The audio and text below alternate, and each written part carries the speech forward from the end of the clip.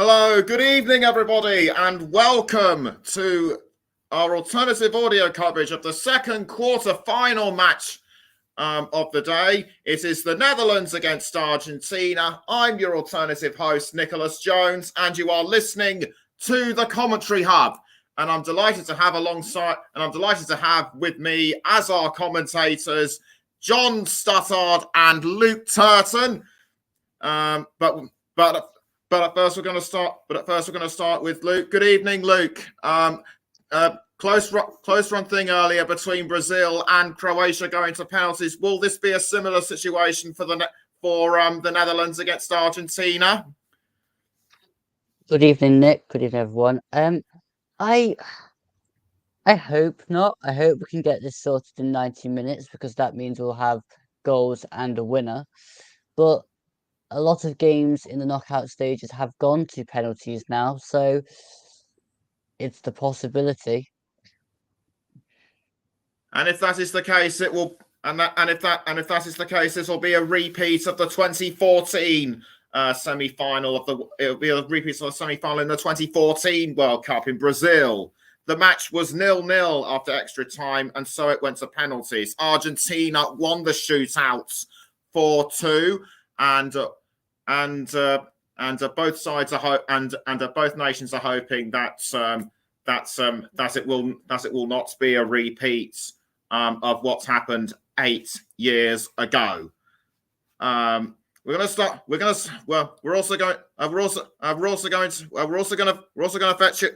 fetch in John Stuttard right about now. John, good evening. Good evening, Nick. Good evening, Luke. Good evening, everybody. Well, what a game this promises to be. And also, I should remind you, I know we're talking a long time ago here, but in 1978, these two teams clashed in Buenos Aires for the World Cup, and Argentina won 3-1 after extra time when everyone thought, but it was a game, of course, shrouded in controversy. Let's hope we don't get any controversy this evening, folks. But also, the Dutch beat both teams have won 2 and lost. Both teams have won 2 each and lost 2 each. That's been the one draw in 2006, a very uneventful group game that finished 0-0, but I'm sure we're not going to get that tonight. But what I will say is it's going to be very, very good. Anyway, let me give you the only important 2-11s because I think we'll give you that now. So we're going to start with Holland. I'm going to call them Holland as opposed to the Netherlands because it's easier to do during the commentary because it could be a quick pace one tonight. But these two teams, they're attacking it. So we're going to go for Holland. Andries Noppert of Heerenveen in goal, wins his 5th cap tonight. And then at the back, we've got Juran Timber, Virgil van Dijk, Nathan Ake and Denzel Dumfries of Inter Milan. And then we've got Martin de Roon, Frankie de Jong of Barcelona. Dylan Wenderby actually wins his 99th cap tonight, incidentally. Cody Capo is really coming to his own in this tournament. 3 goals in the competition already. Wins his 14th international cap tonight. Memphis Depay, who's been there, seen it and done it. 86th cap for him tonight. And Steven Bergwijn, now of Ajax, formerly at Tottenham, completes the lineup winning his 28th cap. Now for Argentina. Obviously, we know about Messi and we know about the likes of Alexis McAllister. Well, English fans will do, but you probably and Nicolas Otamendi, most others, and Romero. But you might not want to know 1 or 2 of the others. So let me give you that to you. They're 11. Emi Martinez of Aston Villa, as he calls, is in goal with his 24th cap tonight.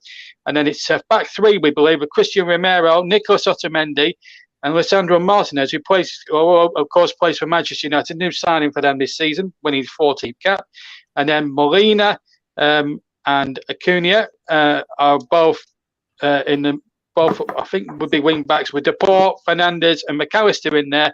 Julian Alvarez of Manchester City is there, and Lionel Messi winning his 170th cap, no less. Starts up front. He's also, like Garpo, has also got 3 goals in the tournament already. So both of them outscoring Cristiano Ronaldo in every sense. The referee tonight comes from Spain, Antonio Mateo Laos. But what I will say is,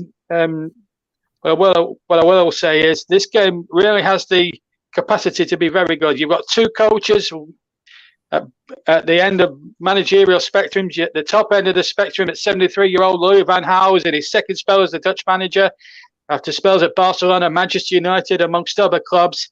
And then you've got the likes, and you've got Lionel Scaloni, only 44 years old, has been in charge since 2018, and has won the Copa America in the last 18 months. So it's a real clash of styles. It's a real clash of an experienced coach against a much younger coach. I think this could be a good quarter-final. One hopes, though, Nick, that it doesn't go to extra time. Otherwise, I'll be very bleary-eyed at the swimming world tomorrow. Indeed. But Argentina must hope that this isn't a repeat of the last time they messed at the quarterfinal stage, which was back in 1998. Dennis Bergkamp, if you remember, won the match for the Dutch in the 90th minute to make it 2-1 after being level for much of the game. But they would subsequently lose their semi-final match, though they won't have to worry about Brazil because, as we know, they were knocked out on penalties to Croatia. But back to the here and now. I'd say the players to look out for both for Holland could well be Cody Gakpo and Memphis Depay. Also want to take into consideration Denzel Dumfries. He scored in their last match against the USA, and they've been unbeaten in 19 competitive matches. Do you think this could well spur them on throughout this match?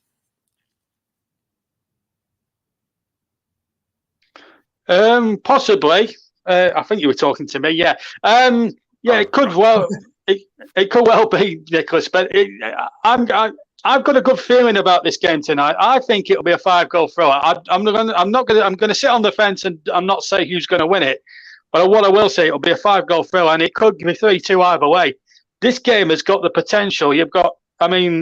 As I said, as I was building up at the start there, you've got Cody Gakpo, who's come from nowhere, the PSV man, to score the 3 goals he's got. I mean, he scored 13 in 6, which tells you what you need to know, that he's taken to international football like a duck to water. As for Messi, been there, seen it, done it. My only criticism of Messi, and this might sound very controversial here, I don't think he's the greatest of all time. And the only reason I say that is because I think he's had it too easy at Barcelona and lastly at PSG. He's never had to face too much of really good opposition. Yeah, when he's done it in big finals, he's always come up trumps. But what I'm talking about is very, very tough opposition, not the sort that you'd face in Spain or France every week. And that's my big problem with Messi. As talented player as he is, to people to say he's the greatest of all time, when he's not really played in a proper competitive league, where there's only 2 teams that basically you have to beat. In Spain, they have Madrid clubs, and PSG, practically nothing at all. It speaks volumes that he hasn't really been tested properly at club level, apart from a few Champions League knockout games. So, I'm a bit dubious to say where he's to go. I mean, Maradona and, of course, Pele will be the greatest of all time. And I hope Pele is recovering well, incidentally, from his illness as well. He's still alive, I'm told. But and he wouldn't have got it. He's hard in Brazil going out the World Cup today. But I think it'll be 3-2, one way or the other. But we've got a good matching prospect tonight. Quick final opinions from Luke before I hand over to you both. What do you make of Argentina? They've really made up for their disappointing start against Saudi Arabia, and it's fair to say that Messi's coped really well with the expectation on his shoulders. But how do you think? But Luke, how do you think both teams will do tonight? I think Argentina have a bit of quality in that midfield of Enzo Fernandez behind Alvarez and Messi. But again, I've been championing Holland for most of the tournament with Gakpo and Dumfries. I mean, I've always liked Dumfries in tournaments. So, I mean, I couldn't possibly call this one, Nicholas, to be honest. We're about 6 minutes before. We're about 6 minutes away from kickoff. So I think now's the time to hand over to our commentators, Luke Turton and John Stuttard. Yes, Nicholas, thank you very much indeed. Welcome along to this quarter-final, the second one. Winners, of course, to play Croatia, to my internal disgust. But fair play, if you can hold Brazil and then take them to penalties, then you've done a good thing, I suppose. But right back. Hope you can hear me okay. But what a game it promises to be as a team come out. Luke Turton's alongside me for this one, if you can hear me, Luke. How do you think it'll go tonight? Like I was saying to Nicholas, I couldn't possibly call GB. It's a bit of a tough one to call because there's two top quality sides. So we'll just have to see what happens. Absolutely. Well, the teams are all ready for the national anthems, and we're going to pause now for about a couple of minutes and to bring you those national anthems right now. We're going to start, of course, with the Argentine national anthem. And in just a moment or two, remember, this has to go the distance tonight. Extra time or penalties, or even 90 minutes. But here, first of all, is the Argentine national anthem.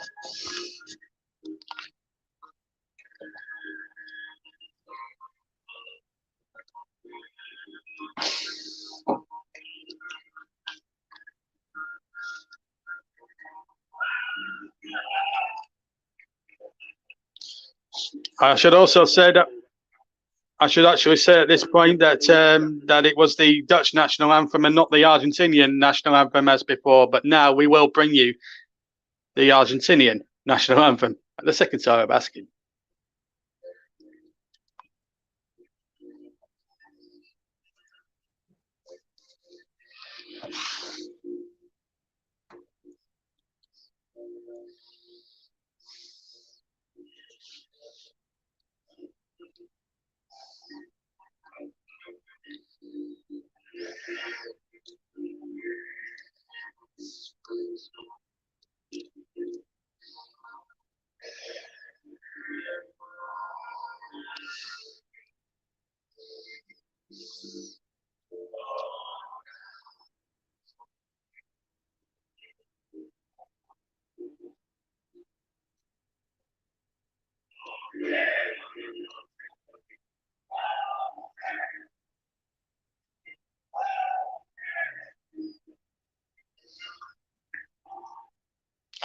Beautifully sung, the two national anthems, and now we get to the nitty-gritty of the two lineups.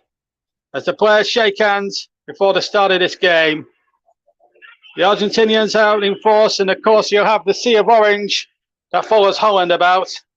But mostly the support really is for Argentina. And I'm sure there'll be a sea of orange somewhere in the stadium. Let's take a check on the two lineups in just a second. Let's start with Holland. And they line up with Noppert in goal for them. A back four tonight, a back three tonight of Timber, Van Dijk and Nathan Ake. And then five in midfield with Daley Blind, Frankie de Jong, Memphis Depay, Martin de Roon and Denzel Dumfries. And then former Tottenham player Steven Bergwijn. And the star of the show up front, Cody Gakpo, who's got 3 goals so far. So Virgil van Dijk will play in the centre of that back three with Blind and Dumfries going down both left and right flanks. Before we check on the Argentinian side, as Messi comes over to shake hands with his opposite number, Virgil van Dijk there, the captain of Holland.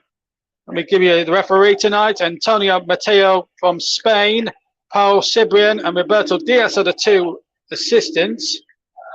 And then we've got Victor Gomez is the 4th official. As the coin toss is just conducted. Nice cordial smiles between the 2 of them. We check on VAR, which tonight is led by Alejandro Hernandez of Spain. Right. Let's take a check on that Argentinian lineup, shall we? In goals for them, Emi Martinez of Aston Villa.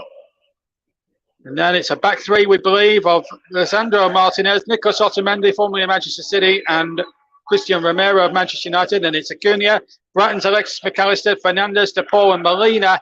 And then up front, Julian Alvarez in Manchester City, and PSG's Lionel Messi, winning his 170th cap tonight. Also has scored 94 goals in that time. Again, a back three, but Acuna and Molina will be further forward down the wings. Now, one criticism that's always been aimed at Lionel Messi down the years to stop him maybe being the greatest of all time, Luke Turton, is the fact that he's never won a World Cup, Lionel Messi. What do you think his chances are tonight against this very, very well organised Holland side?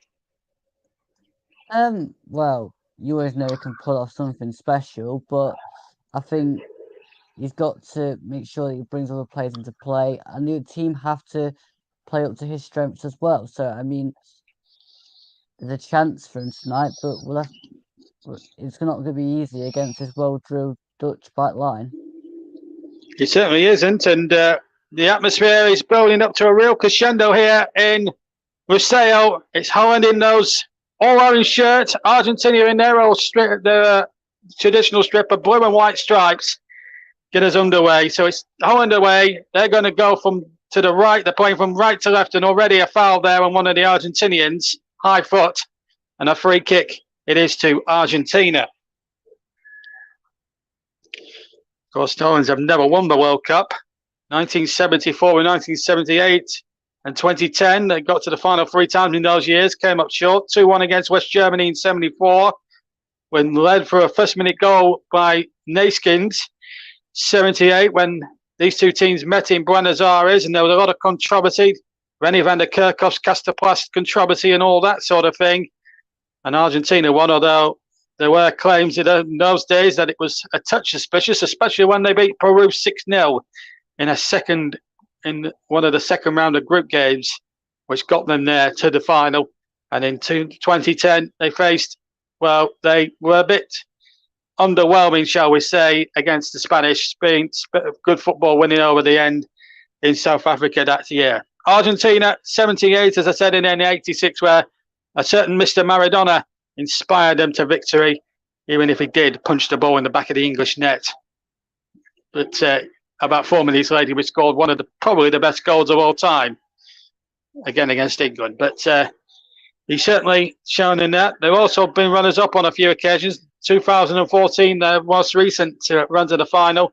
And, of course, in 1990, where they had 2 players sent off in a very, very unmemorable final in Italia 90 in Rome against West Germany, who won by a late Andy Bremer goal and spared everybody boredom that night, because if that had gone to extra time, goodness knows what it would have been like. It would have just been boring. It was one of the worst matches I've ever seen. 2 minutes gone. Here come Argentina. Number 8 on the ball here. Acuna, who's actually one booking away from receiving a suspension for the semi-finals. And that also applies to Nathan Ake and Frankie de Jong on the Dutch side of things. So them 3 players that are out on the field. There are several other Argentinians and Dutch players on the benches that could still come on and could get themselves booked in out of a semi-final. Winners play Croatia. I'm still a little bit bemused and disgusted that my tip have gone. Brazil, I fancied them very strongly at the start of the tournament. They were knocked out on penalties by, shall I say, a very dull Croatia side. Nothing dull about Louis van Gaal. His teams do play good football. They played good football in the last round to win their game 3-1. The US, very good game. Argentina needed Messi's guile to get past a plucky Australia 2-1. So they've not had it all their own way, the Dutch or the Argentines, in getting this far. Of course, the Argentinians, of course, were beaten early doors by Saudi Arabia. Maybe that just proved to be a bit of a fake result on a wake-up call. Here's Virgil van Dijk. We've had 3 minutes gone. And I should also tell you that Luke Turton's YouTube channel is taking the commentary tonight. Turton Talks Football is also taking commentary, as well with our usual our usual outputs tonight. JB Sports, Storm FM, and TC Hub 1 and TC Hub 2. As number 8 is down there, Cody Garpo. He's down at the moment. It's been a bit bitty, I must say, Luke, in the opening stages. Maybe the tension and the nervousness there. Oh dear, there was a bit of an accidental collision there. That'd have been painful. Saw one in the morning, but it's been a bit bitty to start with, hasn't it? But maybe the tension of a quarter-final, you dare not lose. I mean, it does creep into some of the players, that fear factor, doesn't it? Knowing that it has to be decided on the evening. Yeah, nobody wants to really slip up in the first 5 minutes, and I think it's showing that a little bit with a careful play. But again, I think the sides will settle down and we'll get a few chances soon. Well, so we get a good game of football. Here's Lionel Messi, the little magician, as he plays the ball out to the near side, of the far side. Rather, the ball comes in, shot comes in, and it gets a deflection, loops high in the air, and there was a couple of clearances away there by Dutch defenders, but Lionel Messi there, even at 37 or 37, 38 years old, still running and ragged a little bit. Of course, that'll be a good battle. Virgil van Dijk against Lionel Messi. They've met before in Champions League terms. We can forget that memorable night at Anfield well over 3.5 years ago when Liverpool needed 4 goals and plenty of snookers and got just that on a memorable night. I remember doing that game, and it was one of the best games of football I've ever covered. Meanwhile, Argentina and Nicolas Otamendi have been penalised. Referee Lahoz of Spain just making sure that everything's above board, and a free kick has been given. Of course, I wouldn't be known for the total football 50 years ago under the late great Johan Cruyff.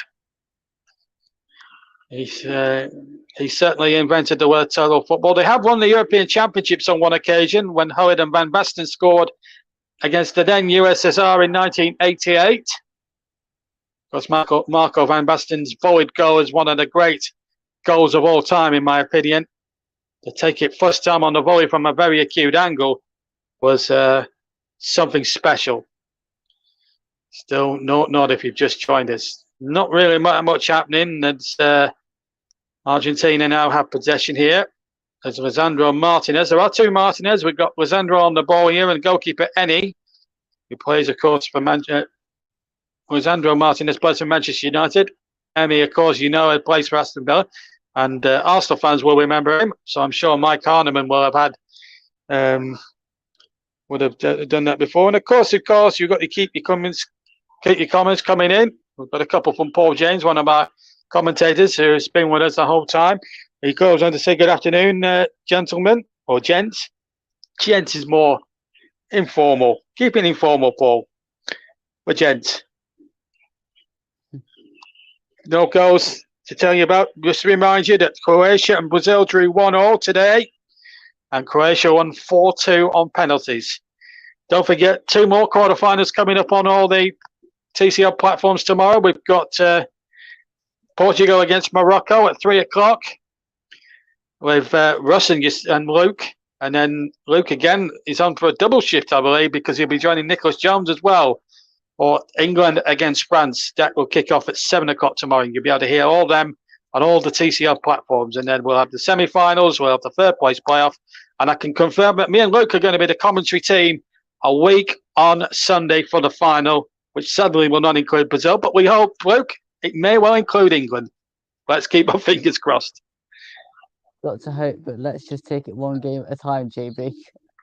Quite right, too. 0-0 here as the ball comes forward. It's Dumfries, rather Timber on the ball now, from Dumfries' pass, and he goes back to Andreas Nopev, a very inexperienced goalkeeper at international level, incidentally, winning only his 5th cap tonight.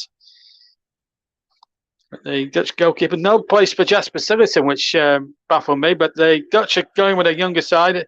Nicholas sent me a little statistic through, WhatsApp me a little statistic through, that the average age of both sides are around about 28 to 28 and a half. So they're pretty well matched in terms of average age, these two lineups. So that could have some bearing. We'll just have to wait and see. Again, if you need reminding, the rules for the knockouts as Holland try to go on the attack and it breaks down through Memphis Depay there. Just to remind you that if you didn't listen to the Brazil game earlier with Russ and Paul, just to remind you that we do need a decision here tonight as Messi takes control, squirms away like a little eel and gets the ball out to the far side where number 26 has it now. Molina has to check back. I'll remind you of the rules of the knockouts in a minute because Argentina are attacking away to my left-hand side as I look. Space here for the number 8 on this side, which is Acuna. Acuna goes back, uses Martinez. Martinez in turn now uses Nicolas Otamendi, who's the more experienced out of the 3 centre-backs. Argentina are in playing at the back. De Paul now uses Otamendi again. So just to remind you, if it's level, whether it's 0-0, 2-2, 1-1, 2-2, 3-3, etc., etc., if it's level at any of those scores, it could even be 4-4, who knows, at the end of 90 minutes, then we would have extra time. And if it's still level after that, we get half an hour, so we have a 15-minute period each way, quarter of an hour each way. And if it's level after those 2 periods of 15 minutes, then we will have a penalty shootout as the ball is knocked in there towards Julian Alvarez, but it's knocked away. Here goes Lionel Messi. Good ball there. Ball knocked back across the Dutch penalty area there by Acuna, but the ball runs into touch on the far touch line, and it will be a Dutch throw. Well, Luke, Argentina starting to come to the party in the opening 10 minutes. Yeah, they're starting to get more into the game and creating more of the obvious chances, but this end product again doesn't seem to be quite there just yet. I seem to say that a lot in the first 10 minutes of my games, John, really, but you know. I'm gonna have to, if I'm gonna work with you more often, Luke, I'm gonna have to get used to that comment, aren't I? Yeah, you probably are. As we look there, as me and Luke look at Lino Scaloni, as I say, he's been in charge since 2018 after Argentina were knocked down in the round of 16 of the World Cup. They have gone on and won a major competition, the 2021 Copa America. They beat Brazil, incidentally, in the final, and that sort of banished the myth that Messi hadn't won an international tournament, but still to win the big one. Ronaldo's still in the hunt to win the World Cup himself. And England, if they get past the French, could potentially meet Ronaldo in the semi-finals, but we will be doing a disservice to Anas Zaharia and Morocco at that point. And from a Burnley fan's point of view, I'd love to see Zaharia and his boys reach the semi-finals, although the bookies would have you believing that Ronaldo and his Portuguese side would shine through. But I think the trick with Portugal is leave Ronaldo out, you do the job. But we'll just have to wait and see tomorrow afternoon how those 2 games will pan out. And as I said before, you can listen along on all the TCR platforms. Also, we'll be on Twitch as well. So on these YouTube channels, TCR2, JB Sports and Storm FM and Twitch. We're also live on Twitch tonight, incidentally, and Turton Talks Football. And thank you, Luke, for agreeing to stream the match on your channel. It's a real privilege to be back on that again, having been a guest on your podcast earlier on, which was quite a nice experience, talking about Nottingham Forest and 1 or 2 other things. Still 0-0. Are you quite pleased? Just whilst we're having a quiet spell, you're quite glad now that the City Ground's finally in FIFA then? Yeah, I am, JB. I mean, it'd be nice if it was on all modes, but at least it's there on one mode at least. Here come Argentina, cross back. And it was a good run there by McAllister of Brighton. He's another player that the Dutch will have to watch with great effect because he's had a good season for Brighton thus far. Good assist maker, can score goals as well. And certainly has been an instrumental start to Brighton's good start, even though they did lose Graham Potter earlier on this season. Now there's a free kick being given, and the referee wants words with Romero, I think. Well, he got the ball, but he went in a little bit recklessly there, possibly, Luke. But he did go in there very committed. Yeah, I mean, it was a bit of a reckless tackle, but at the end of the day, I think it's just a word. Yeah, and I think that's good, sensible refereeing by the Spanish referee, I've got to say. you don't want the last thing you want to be doing is brandishing yellow cards like it's confetti. Not at this early stage of a knockout match. But I think he'll referee with common sense and sensibility, really. Here's number 2 on the ball, Timber, who's had a decent tournament, the Ajax Amsterdam man. Quite close in possession terms. Argentina just shading it a touch, maybe. Hard to tell from that caption. Not to tell from that caption whether those statistics are right or not, but we'll try and get. I'll try and get some more better statistics later on, maybe maybe at half time. But certainly Argentina have dominated the last sort of 4 or 5 minutes. But at the moment, it's just slowed down to a bit of a pedestrian type pace here at the moment. But Argentina in possession, long ball forward, looking for Julian Alvarez, but he couldn't have been found anyway. And it's back with Nopev, the goalkeeper. Dumfries battles hard in that area. And now the Dutch get it. The all orange come forward again. De Roon has it. The former Middlesbrough man. Would you believe it? He played for Middlesbrough for a season in 2016-17. Here's Timber going forward. Infield it goes to Depay. Now then, we could see a good break on here for Holland. The first time they've really shown their stuff as the ball comes in towards the back post. Not back across. And the heads go up. Depay was in there as the ball was hooked back across by De Jong. And that could have easily been the first goal there for Holland there. And it's the first time in the opening quarter of an hour, Luke, that they've shown a bit of promise, the Dutch.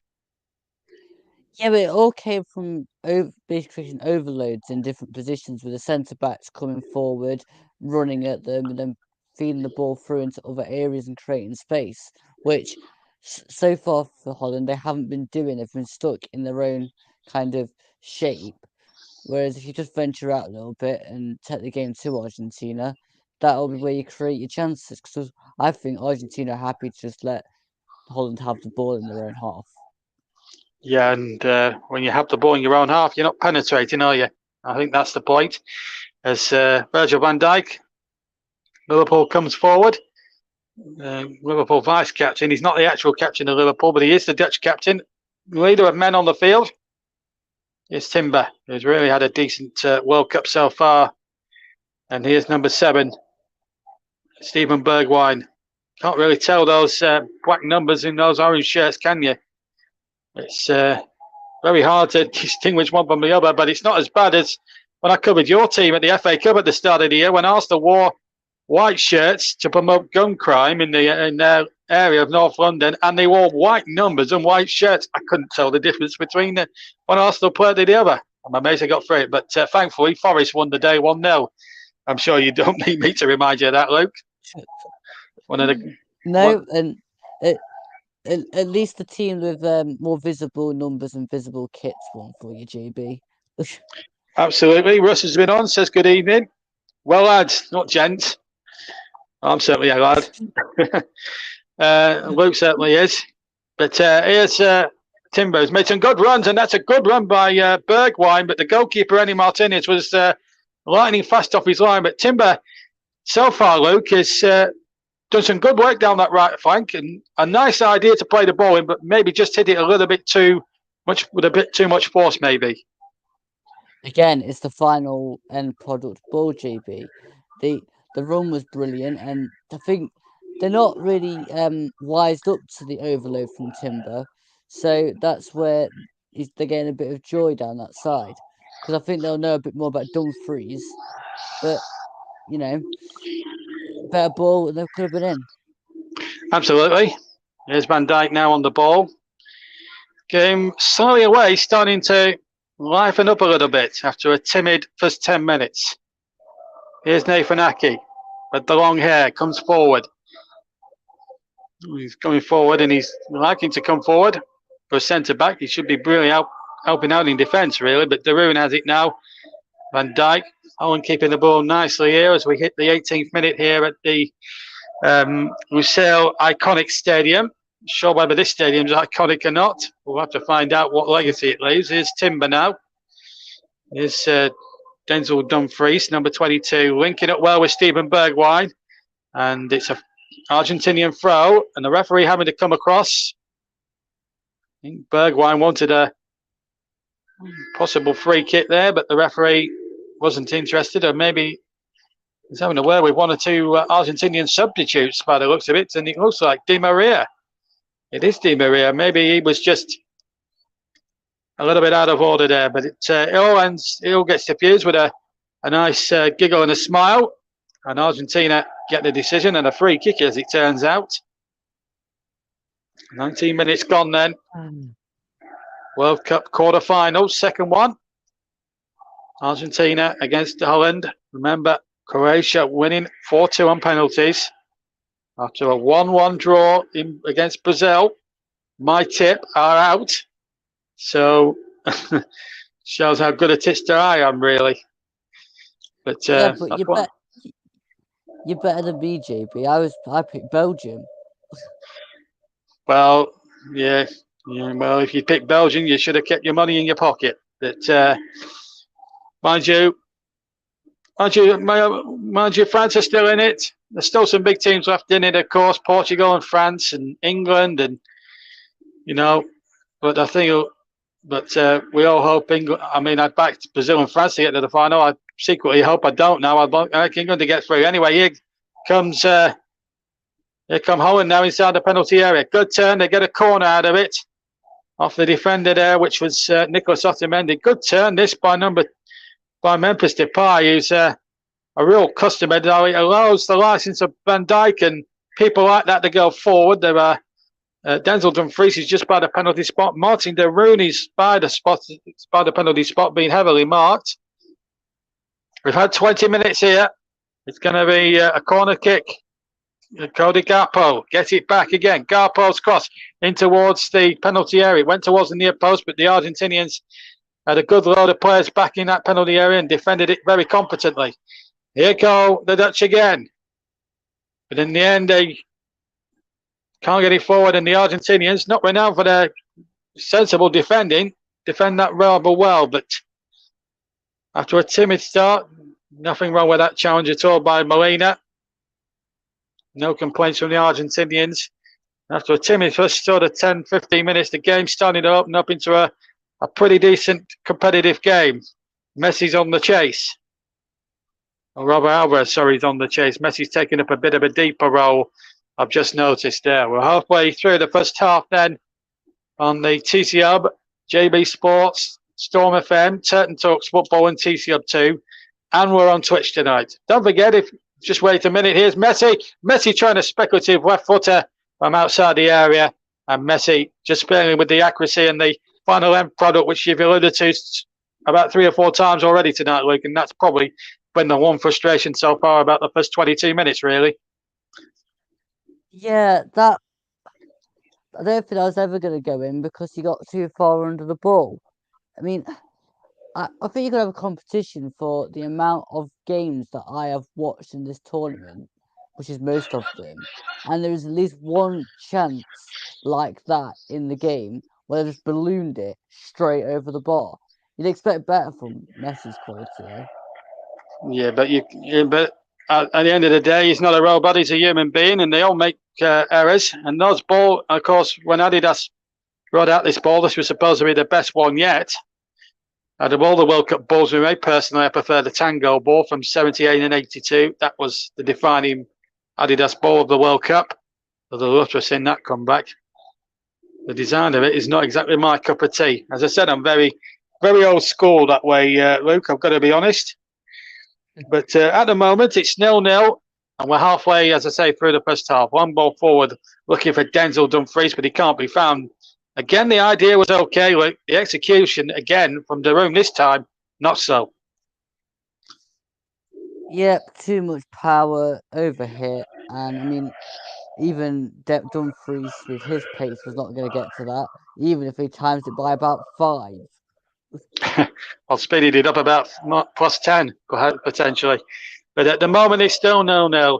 think this could be a common theme if they don't get it right tonight, Luke. With the commentary, we might be repeating ourselves, and at the risk of repeating ourselves, it will be that way.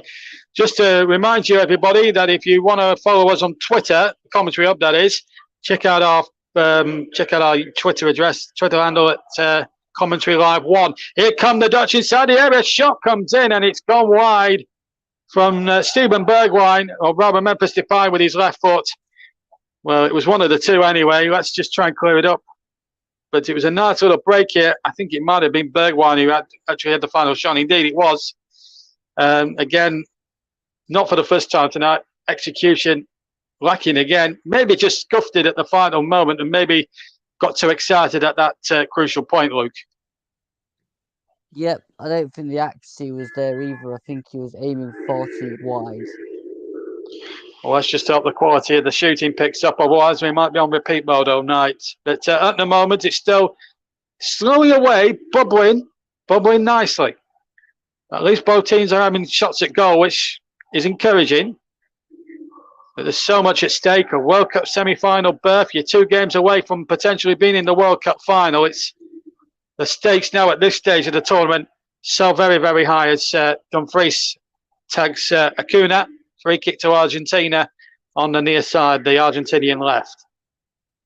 And 1 or 2 Argentinians smiling away. Well, if you can afford a smile at this point, it's been very disappointing to see not many orange supporters, Dutch supporters in orange, but there's a few spots of orange around the stadium as I look around the Lusail Stadium. Here's number 13 now, Romero, comes forward, goes inside. Ball laid in, Messi dummies. Messi gets it back. Can the Argentinian captain inspire his team as he's done for the previous 169 occasions? Scored 94 goals. Not as good a rate as Ronaldo for Portugal, admittedly, but still an impressive statistic. Mind you, half the countries both of these teams were playable have been very inferior. And again, this is what stops Ronaldo and Messi being the greatest of all time in a lot of ways, playing against, with respect, inferior opposition. And that's why I'm never put them above the likes of Messi and the likes of Maradona, and Pele and George Best as the greatest of all time, because they had the gift to take on any opposition and beat them with their skill. And possibly Johan Cruyff, you could actually put him in that bracket too, because he invented the phrase total football with the old Cruyff turn. There's a knife up there on Sandro Martinez, and it's a free kick to Argentina on the left-hand side, I'd say about 15 yards inside the Holland half. And if you are watching, don't forget, if you are listening to us, don't forget on any of the YouTube platforms, don't forget to hit a like, hit the subscribe button, and of course, whatever YouTube channel you're on, hit that notifications bell, please, as well. Just to remind you, good evening to all the Turton Talks football regulars who listen along on his show. Free kick's been given to the Netherlands, or the Holland, to give it the old money. As Van Dijk takes position, finds Nathan Ake of Manchester City. Liverpool finding Manchester City. That's not a phrase you'd hear too much often in the Premier League, that's for sure. That's a foul there. I thought there by Cody Capo. It's a free kick, but it's with Argentina anyway. Capo there. I'm not sure whether that was a foul. I think Otamendi has a little bit of a reputation of trying to make a meal of things. 27 minutes gone. It's boiling slowly, but not as quickly as we'd like from an entertainment point of view. Poor kick from Martinez, which gives Holland a chance now from this throw in to be taken by Denzel Dumfries. Can the men in orange get their noses in front here as we approach the final quarter hour of this first half? At least they've been a bit more. At least they've been a little bit more less generous on the stoppage time at the end of each half in the last few World Cup games. I'll come to your comments in fact, we'll come to your comments now because nothing's coming of any of the attacks at the moment. Paul James. In fact, there's been some breaking news. Tite has left his role as Brazil manager following the defeat, and Paul has responded a bit harsh, given that they're that they really did dominate that game. His win ratio was actually 70%. But what do you reckon about that? Then resignation for the Brazil manager. Bit of a surprise, that one. Yeah, maybe his target was to win the World Cup, and if he didn't, he was going to go. Maybe that was the principle, but they did look dangerous up until today. They dominated for half. I'd say about 95% of the game. That's why I was frustrated about an hour before kickoff that they'd gone out, because me and Luke have been given the final, and I was really hoping that one of the teams would be Brazil. Of course, I had them as my tip at the start, but unfortunately, that hasn't proved to be correct. So if you bet your money with me, when you listen to the review show, I just want to apologise unreservedly for me losing probably half your family fortune. Anyway, but we all thought Brazil were going to win it. At the moment, Argentina are not really making many strides themselves here tonight. But I think it would be fair to say that in this opening half an hour, Luke, in a lot of respects, that both teams have cancelled each other out.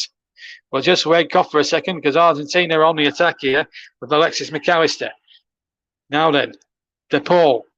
Haven't seen a lot of him tonight. Here's Romero popping up on that right-hand side. McAllister to Messi, back to McAllister. Again, the game being slow to it's almost like watching walking football in a lot of respects, because both teams just slowing the pace down, maybe trying to conserve a little bit of energy. But it has been a case, really, Luke, that both teams have really cancelled each other out in essence. Yeah, it's been a bit of a kind of stop-start kind of, we'll go forward, then you'll go forward, but not really do much, create much, or get the end products right. I do think that both sides could play more forward passes and less sideways passes. Now, a yellow card has been brandished to one of the Argentinian coaches. I'm not sure. Is it the manager? Apparently, he's arguing too much now. Who's got the book in here? I'm assuming it's the. I'm certain it's Lino Scaloni.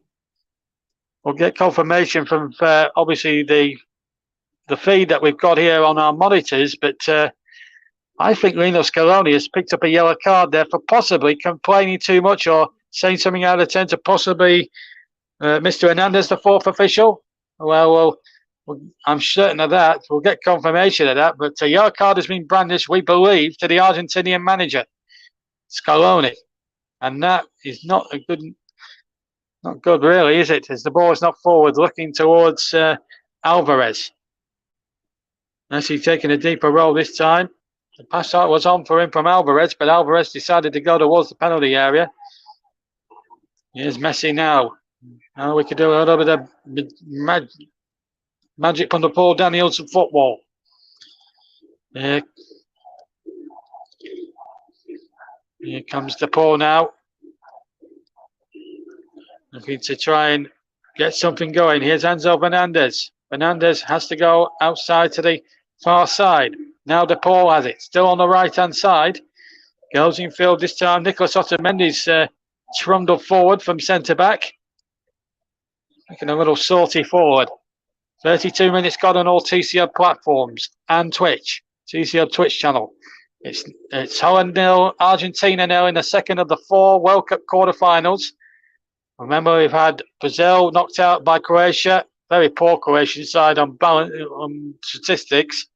They were heavily outplayed by Brazil in every department, apart from the scoreline. And they had the luck. They felt they had the luck in the penalties. And now we've got this one tonight. Here come Argentina. Chance there. Shot comes in from De Paul. It's a very tame side right-footed effort, really, with the side of his right foot. And no trouble for Andres Nopath in the Holland goal. Another shot which was good in idea, Luke. Bad in execution. And Walter Samuel actually has been yellow carded, incidentally, for talking out of turn. Yeah, the shot basically just was straight at Nopath. He didn't even really have to move. So, poor shot. And basically fits the theme of the chances so far. And a constant theme, if I'm being honest, like in this opening 32 and 33 now and a half minutes. We're inside the last quarter of an hour here in Lusail. Here's the statistic. They've not had one shot at goal. The Dutch have had one, Argentina have had two, but not one up until now, even though I don't think they've counted that last one from Argentina. That did look as if it was on target, even though it was tame. But according to the FIFA statistics, not one has been on target, which sums up the way that both sides have really cancelled each other out. And let's just hope the last sort of 12 minutes of this first half. Oh, no, we might get something here. A goal! It's been turned in. And it's Molina who gives Argentina the lead with 11 minutes of this first half to go. Wow, we needed a goal to lighten the blue touch paper. We've got it. And it's come from an unlikely source. Manuel Molina of Atletico Madrid scores his 7th international goal in 25 caps and gives Argentina the lead. Wow. I mean, people can finish in this game then. I mean, it's not as difficult as they've been making it for the first half an hour, but the ball through was brilliant and then just slid into the corner. I mean, when you aim into the corners at pace, you tend to find it will go in. And again, the ball was played through by, was it Messi? It was Messi, and what a ball it was too. Yeah, what a ball. What a ball. What a ball, what a goal. We've finally seen some quality, JB. Yeah, and you saw it so good, Brooke. You said it was worth saying twice. But a great provider, hugs, goal scorer. It was a world-class through ball for Lionel Messi. Let's not make too much bones about that. And now the Dutch, if they are to reach the semi-finals again, they have to come from behind. 35 minutes gone. And that really sets... Hopefully now that'll knock the Dutch into shape a little bit here. Van Dijk nearly caught out again. Messi was onto him like a flash, but Van Dijk just had enough wayward to get it forward. And in the end, it's gone out for an Argentinian goal kick. But the Argentinians now buzzing.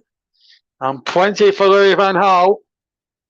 Only 73 years of him will be tested to the limit. He still looks cool as a cucumber, but inside he will be worried because his side really, in this opening 37 minutes, haven't really shown enough quality to warrant even being on parity, let alone in front. Yeah, I mean, Van Gaal looked very irritated there, to be honest. I think I've seen him look a bit cooler than he does on the bench now, but that's probably due You're to the possibly fact right, yeah. You're possibly right, Luke, because it does look a little bit on the agitated side. Not that he'd show it, but when have I ever been a good reader of body languages? But we got a player down injured. I think it's DePaul that's gone down there. Referee just making a polite gesture to his wristwatch. I don't think that was called for from the referee, because I think DePaul does look a little bit does look genuinely injured. It was a clash of heads with Martin Darun. So why does the referee have to make a gesture to his wristwatch? I don't know. But clash of heads there. And obviously you've got to take your time with these head injuries these days. Protocol and everything now. You've got to take the player's safety, of course, quite rightly into account. DePaul, I'm pleased to say, he's okay, but he'll have to go off the field. Referee saying, come on, you've got to follow FIFA protocols here.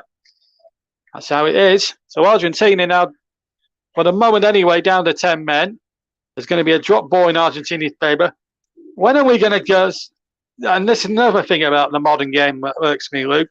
I remember when a drop ball used to be contested. Now it's given to one side to start from the back. And that, for me, just sums up the shambles that is modern football this moment in time. What ever happened to a competitive drop ball, Luke? Whatever happened to it? I have absolutely no idea, JB, but it's just the way the game's gone. Well, with FIFA in charge, you never You never too certain of sure about certain things these days. I've got to be honest. That's not perfect. We didn't have a prayer on the goal because it was just beautifully tucked away into the left-hand corner. Well, that really now puts Argentina deservedly, I have to say, on the balance of play in the lead.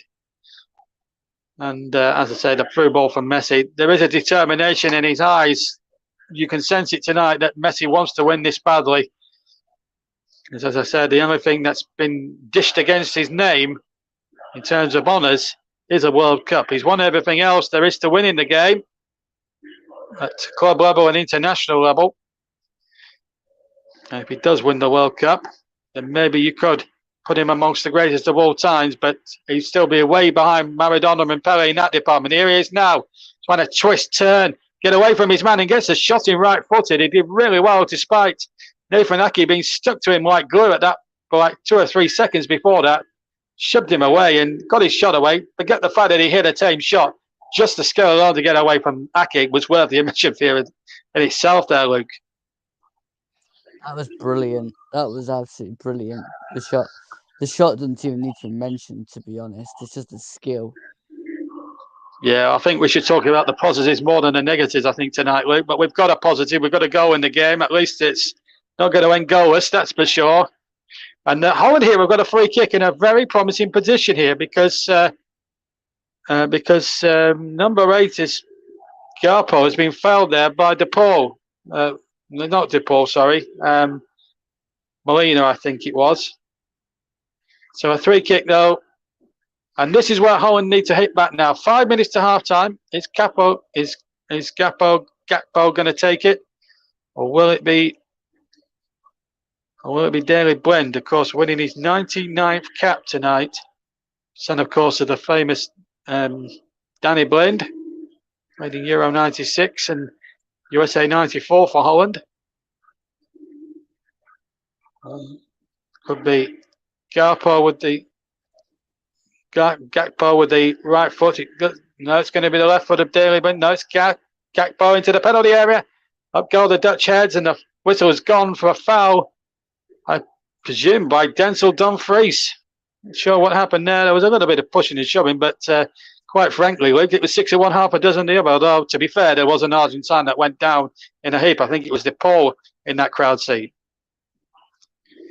Yeah, a lot of people hit the deck, and to be quite honest, I'm not quite sure how you'd work that one out, to be fair. Well, only the referee will know what he saw and what he didn't see. But it's not been the classic that we all expected, but we have a goal at least. And it was a super goal scored by Molina on 35 minutes, 10 minutes before the break.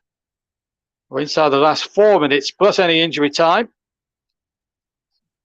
I don't think there'll be too much. There's been a few niggly sort of stoppages, but apart from that, there was a minute maybe for DePaul's head injury, but again, nothing much.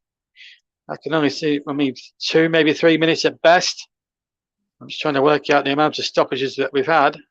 It has been a bitty sort of game, but I wouldn't think there would be any more than 2, maybe possibly 3 at this stage. 3 minutes of normal time to go in the first half. Holland 0, Argentina 1.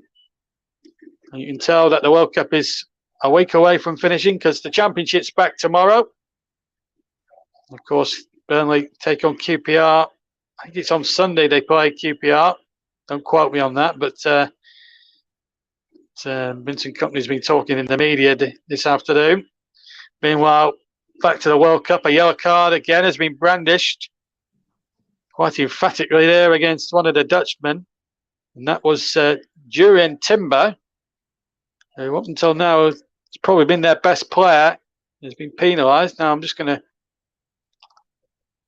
I'm not sure what he's done wrong there. Oh, that's what he's done wrong, Luke. He's pushed over the Argentinian. He's retaliated. Silly boy. Say no more. Right, so we got, and also Acuna has picked up a second yellow card, and if Argentina do get through, which at the moment looks like being the case, and that's for the foul initially then he will not play in the semi-final should they make it. I can understand Timber's reaction, but as you say, it was a bit silly. So we've got Denzel Dumfries in the heap. He's on the floor. He's off the floor now. The Dutch substitutes are warming up down below us, and at the moment, let me just run through the substitutes that Owen can use. They can use any of their 26-man squad if they're available. So Pasveer, Biao, De Ligt, De Vrij, De Jong, Begunis, Lang, Klaassen, Malaysia, Janssen, Weghorst, Koen-Meyers, Taylor, Simons, and Frimpong. I'll give you the Argentina subs after this free kick because Holland have got a real opportunity to get level. Van Dijk is forward. He's going to be left for Gakpo, playing it in towards the back post. It's headed out, still in play with Nathan Ake, who tries to head the ball back into the area, and it's sucked out by the Argentinians. Their bench, Armani and really the two goalkeepers. 1/4, the former Tottenham defender, Talavego, Monial, Papares, Pazella, Di Maria, Palacios, Correa, Almado, Gomez, Gaido, Paulo Dybala, and Martinez. Another yellow card picked up to Christian Romero. So the yellow card starting to tot up there. That was a foul there on Memphis Depay. He had a swing at him. Although I think there may have been hands as well used. So another Dutch free kick. Are we going to see a late comeback from Holland right at the end of the first half? We've now almost played the 45 minutes. Could well be. No, it's left to Gakpo to play it in. Van Dijk was free and he just couldn't be found. In fact, the whistle is gone. Nathan Ake may have been accused of pushing over one or two of the Argentines. Another good free kick. Van Dijk, though, was definitely three there. Better delivery, Luke. And, well, Argentina might have been in a bit of trouble. But at the end of it all, as we go into stoppage time, which I don't see it being too much. Well, in fact, that's banished my theory, isn't it, Luke? 5 added minutes. I wonder where he's got that from. I mean, apart from the DePaul injury, I can't see it have been. How can you reckon to have been 5? The stoppages have never amounted to 5 minutes, surely. Well, that's small for this World Cup in stoppage time talk. Well, I'm lost for words. It's not often you see me lost for words or hear me lost for words. Martinez kicks forward and then finds the other goalkeeper, Mopeth. So, 5 added minutes and, only Alejandro Hernandez of Spain Victor Gomez of South Africa will only know how he's given that. South Africa not really renowned for its football prowess, more for cricket and rugby union rather than football, but he's given 5 minutes of time added on. I mean, I'm trying to think what other stoppages, apart from a few free kicks here and there. I guess in a way that's been a bit of a bitty one. Another yellow card could be brandished here. The referee again out with a yellow. Now who's he booked this time? He's booked another substitute. He's starting to get a little bit feisty up there, not just on the field, but off the field here. Another yellow card this time brandished to Wout Weghorst, the Burnley man, although he's on loan at Besiktas. He's still on the books of Burnley, so Wout Weghorst has been booked. And, you can laugh about it, but if he said something out of turn, there's no excuse, Luke. I'm not quite sure what's going on with the substitutes tonight, but they just need to behave. And so we've had an assistant booked. We've had Wout Weghorst booked. He's not even on the field, and it's been a battle royal from both sides. I think as Gakpo tries to flick it on, but and he finds Eni Martinez. Another disappointing end to another potential Dutch attack that shows so much promise. But Argentina in front, but you can never write the Dutch off. Both teams last met in the quarter-final in 1998, 24 years ago. Something amounting to that, I think it was. No, I don't think it was 24 years ago. Yeah, it was 24 years ago. Who can forget that famous Barry Davis commentary on Dennis Bergkamp's goal, one of the best World Cup goals there's ever been. And he got the commentary it deserved from the great Barry Davis, who's still with us.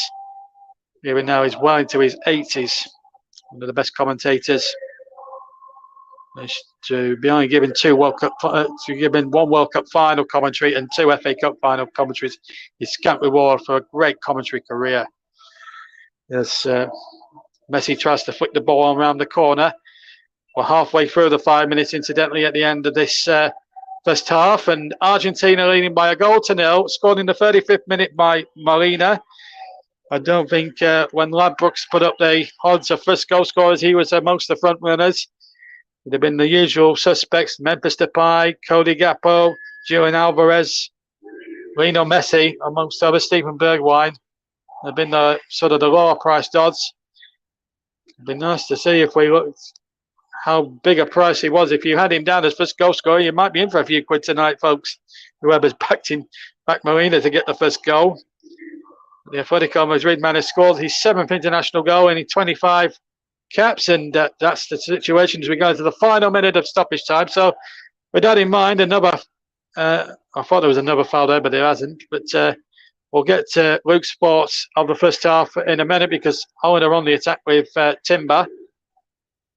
Again, looking to Martin de Roon. Once a Middlesbrough had a season there. They were relegated. Long time ago, though. Another. And then he go. Well, Dingley Blaine went down there wanting a free kick. Referee told him to get back up again. And that's been that sort of evening so far. And I wish players would just take responsibility and just play the game instead of looking for every nook and cranny for a free kick. Yeah, right. We've played the 5 minutes. We should be at half time. We'll get Luke Chetton's thoughts about on that first half as soon as the whistle goes. As Lionel Messi now strides away, he's played a crucial part in that Argentinian goal scored by Molina. And well, it's so. I think Holland really need to get in there at half time and sort one or two things out. Van Gaal maybe needs to get stuck into his troops. Referee still hasn't blown yet, so we're still deep into stoppage time. Your thoughts on what's been really a bitty first half, but saved face by superb Argentinian goal? Yeah, it's been a bit kind of scrappy with a few kind of ballooned chances and product balls being pulled. But apart from that one ball through from Messi and the finish from Molina, apart from that, there really hasn't been much in it this game. Yep, and we're still playing on, amazingly. And as soon as I say that, the referee blows for half time. So we played about 1 minute and 4 over the allotted 5, and I should have stressed at the time that was a minimum of. So the whistle has gone. We ended up playing 6 and a bit minutes of injury time. Messi having a word with the referee there. I'm not sure what they're all about. Maybe it's just a cordial chat, but we'll just see how this develops before we hand back to Nicholas Jones and sum up the first half. But I can tell you that Messi's pass led to the goal scored by Mihail Molina. I don't think many people would have had him down on any bookmaker slips for him to be really the first man to score. Messi just having a word with the referee there, but nothing has come of it. So as he makes his way off the field, Argentina will be the happier of the two sides, I would have thought. But Louis van Gaal really needs to get out the old Fergie hairdryer if he's to get his Holland side to get back into this game. Because at the moment, Argentina, by streets, Nicholas Jones, have been the better team. Half time then, Holland 0, Argentina 1. Thank you, JB and Luke. Well, talk about the first goal coming from an unexpected source, like you said. Manuel Molina was completely unmarked. He came out of nowhere. But Holland, Luke, ever since that Argentina goal, they've been on the back foot for the remainder of the first half. Although they did have a couple of chances with those free kicks, yet they were just completely wasted. Yeah, I don't really think Holland have been that in the game, to be honest. They've had a lot of the kind of ball in the half, which isn't really going to penetrate, and there's been no kind of forward runs. They're not really getting in behind with the pace, and to be honest, the only bit of quality in that first half was from Messi through to Molina. That was literally about it. What do you think Holland will have to do to ensure they have a better second half than the first? Maybe get a physical presence up front. Maybe get some runners coming in, change it up a little bit, try and get a bit further forward, get the end balls right. I mean, there's a lot for Holland to actually do because currently they're not really getting anywhere. Yeah, they should have included the likes of Janssen and Klaassen in the starting lineup, which I'm surprised they didn't do. So so they could so they may need to up their pace by including them. But Argentina so far, once they got that goal in, to me they just look like they just want to we're just going to hold on to our lead. I think Argentina were trying to create a few things, but at the end of the day, if they can go 1-0 up and then reassess, then you can't really fault them for that. To be fair, it doesn't look like you can, but all I can say is that throughout the tournament, Acuna, Otamendi, and Romero have been really good in defence. Also good in defence, and also good in defence, and also helping out with the midfield has also been has also been the goal scorer Molina, and I'm just checking in a comment from John Gontier. He said that Holland will have to attack more, but this is at the same time dangerous with the counters. He could have a point there, but in terms of the substitutions, who do you think the Netherlands should bring out?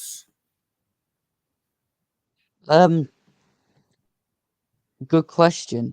I generally don't know at this moment because I think the players on the field with Bergwijn, Depay, Gakpo, they should be able to create something. It's just they're not getting into the more dangerous areas. Maybe Davy Klaassen comes in for Bergwijn, but I mean, apart from that, I can't really say too much. One thing I've got to mention, which I didn't mention earlier on, which I didn't mention before going into the first half, was that Andres Noppert, the goalkeeper, he initially wanted to join the police when he was unemployed about 2 years ago, but instead of catching criminals, he now catches stray balls.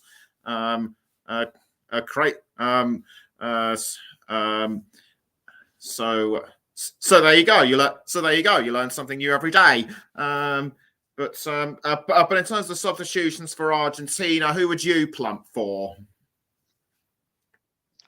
I think it was good rotation. I think Lautaro Martinez will come on in the second half just to freshen it up a little bit. Apart from that, I can't really say. Maybe, yeah, I'd just go for Lautaro Martinez for now. Okay. All right. We can now fetch it. Now we can. Now, before we go into the second half, just got time to plug our commentaries coming up for tomorrow at 3:00. It's Morocco against Portugal, with Russ and with Russ Ferdinand, of course, Luke, and of course Luke will be working a double shift tomorrow. He's also got me He's also got me alongside him for the big one, England against France. We'll have his thought. We'll have his thoughts on how, but we'll have his thoughts on how England will fare at the end of the program. We're now going to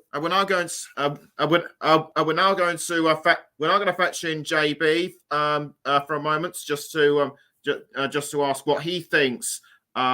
What he thinks both teams will need to change for the second half. So JB, what do you think Holland will need to do to change the way that they've been playing?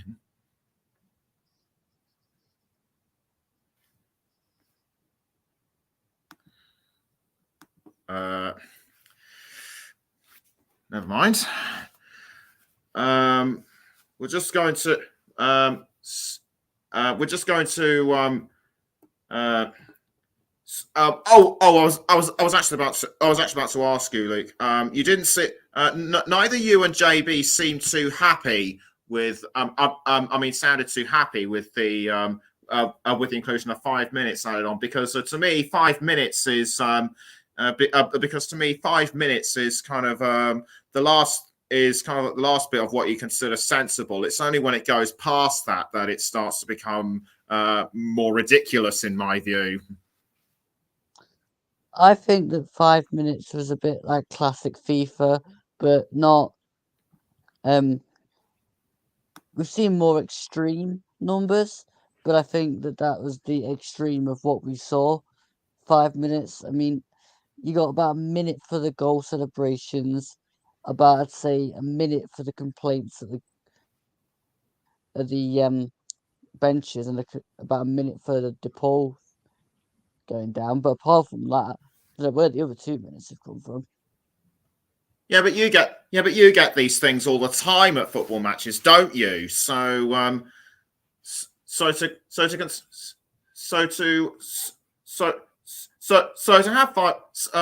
have this amount of time for me does look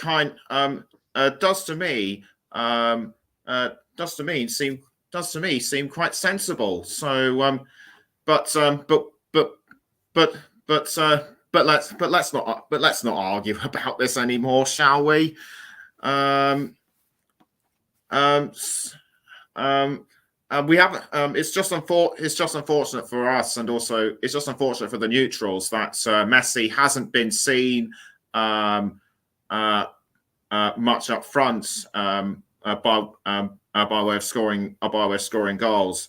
He did, however. He did, however, score early on in the last game against Australia. People will likely be hoping for a Messi goal to come in the second half. What do you think he needs to do this time? I think with Messi, it's everybody's going to be marking up Messi because they know how dangerous he is. And I think that's why a lot of the Argentinian players are now scoring goals, because everyone is focusing so much on that one player. As for what he needs to score, get inventive. I mean, Messi's got all the skills, all the tricks. He can pull into some space and then try and hit a shot. I mean, at the end of the day, I think Messi will probably score maybe in the second half. I'm not sure, but I think he will score again this tournament. Yes, it does sound it does sound like he will. But we're going to take a bit of a short break. But we'll be back very shortly.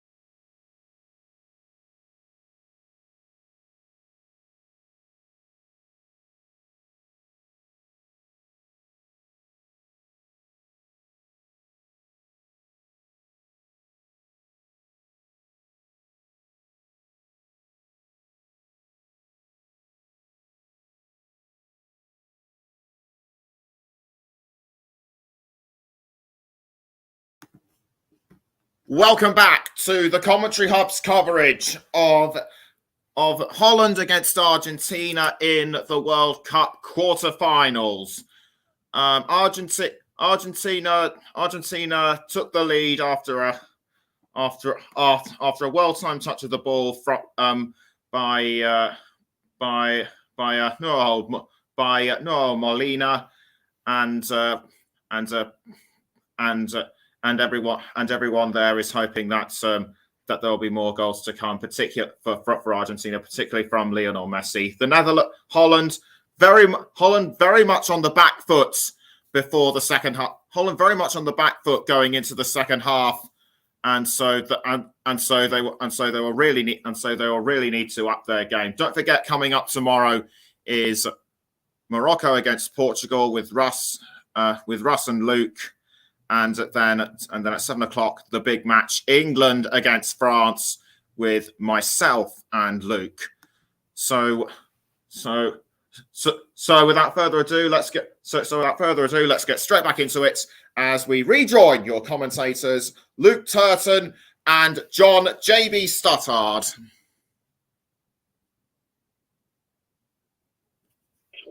Yes, thank you very much, Nicholas, and welcome back, everybody, to the Rosario iconic stadium. Well, we're just in an iconic moment from Messi towards the end of the first half, which really set this game up alight, certainly for the second half. We're still waiting for the teams to come out, incidentally, but while we're waiting for the teams to come out, let me bring my co-commentator in, Luke Turton, again. Well, we didn't see a classic of a first half, Luke, but let's eulogise about the Messi pass, shall we? I mean, that was one of the great assists of the tournament so far. We're still waiting for both teams to come out. I think one or two of the Dutch players are out now, but that was a terrific ball through. And I mean, let's first of all talk about Messi's pass. That was an amazing pass, and that just shows why he's one of the best players still in the world. Yeah, absolutely. It was a stunning pass through to Molina. I mean, it was probably one of the only things Messi could just do by himself. The ball through was brilliant. And what do you think now Holland have to do? I mean, obviously Van Gaal had the old Fergie hair dryer if Fergie's owns it to him, but I'm sure you would have had him in and had a few choice words, because they didn't play well enough, I felt, over the first 45 minutes as the Argentines come out now for the second half, incidentally. And Holland are about to make a couple of changes, it looks like to me, but they really need to get their A game. They need to get out of first gear and really get moving through the gears if they're going to get back into this one, Luke, surely. Oh, absolutely. There's a lot that Holland need to do, and it'd be interesting to see within the first 5-10 minutes whether they do have a change of approach or not. Well, we're going to see Cup Miners definitely come on, and number 11, Bakunis is also on as well. Off comes Martin de Roon. That's the change. Cup Miners is gone on. Martin de Roon has been substituted. I don't know what Bakunis is replaced, but we'll find out in a second or two. I'm sure FIFA will give us the answers soon enough. But it's a goal scored by Molina on 35 minutes, which is the difference. And Messi gets us away in the second half. No changes, unsurprisingly, from Argentina. But as I say, we've had two for the Dutch. So Bakunis and Koeman are on. I can't tell you exactly who Bakunis has replaced. Camera did not plan on that substitution. So Nopper is in goal. Let me just remind you, so Nopper is in goal.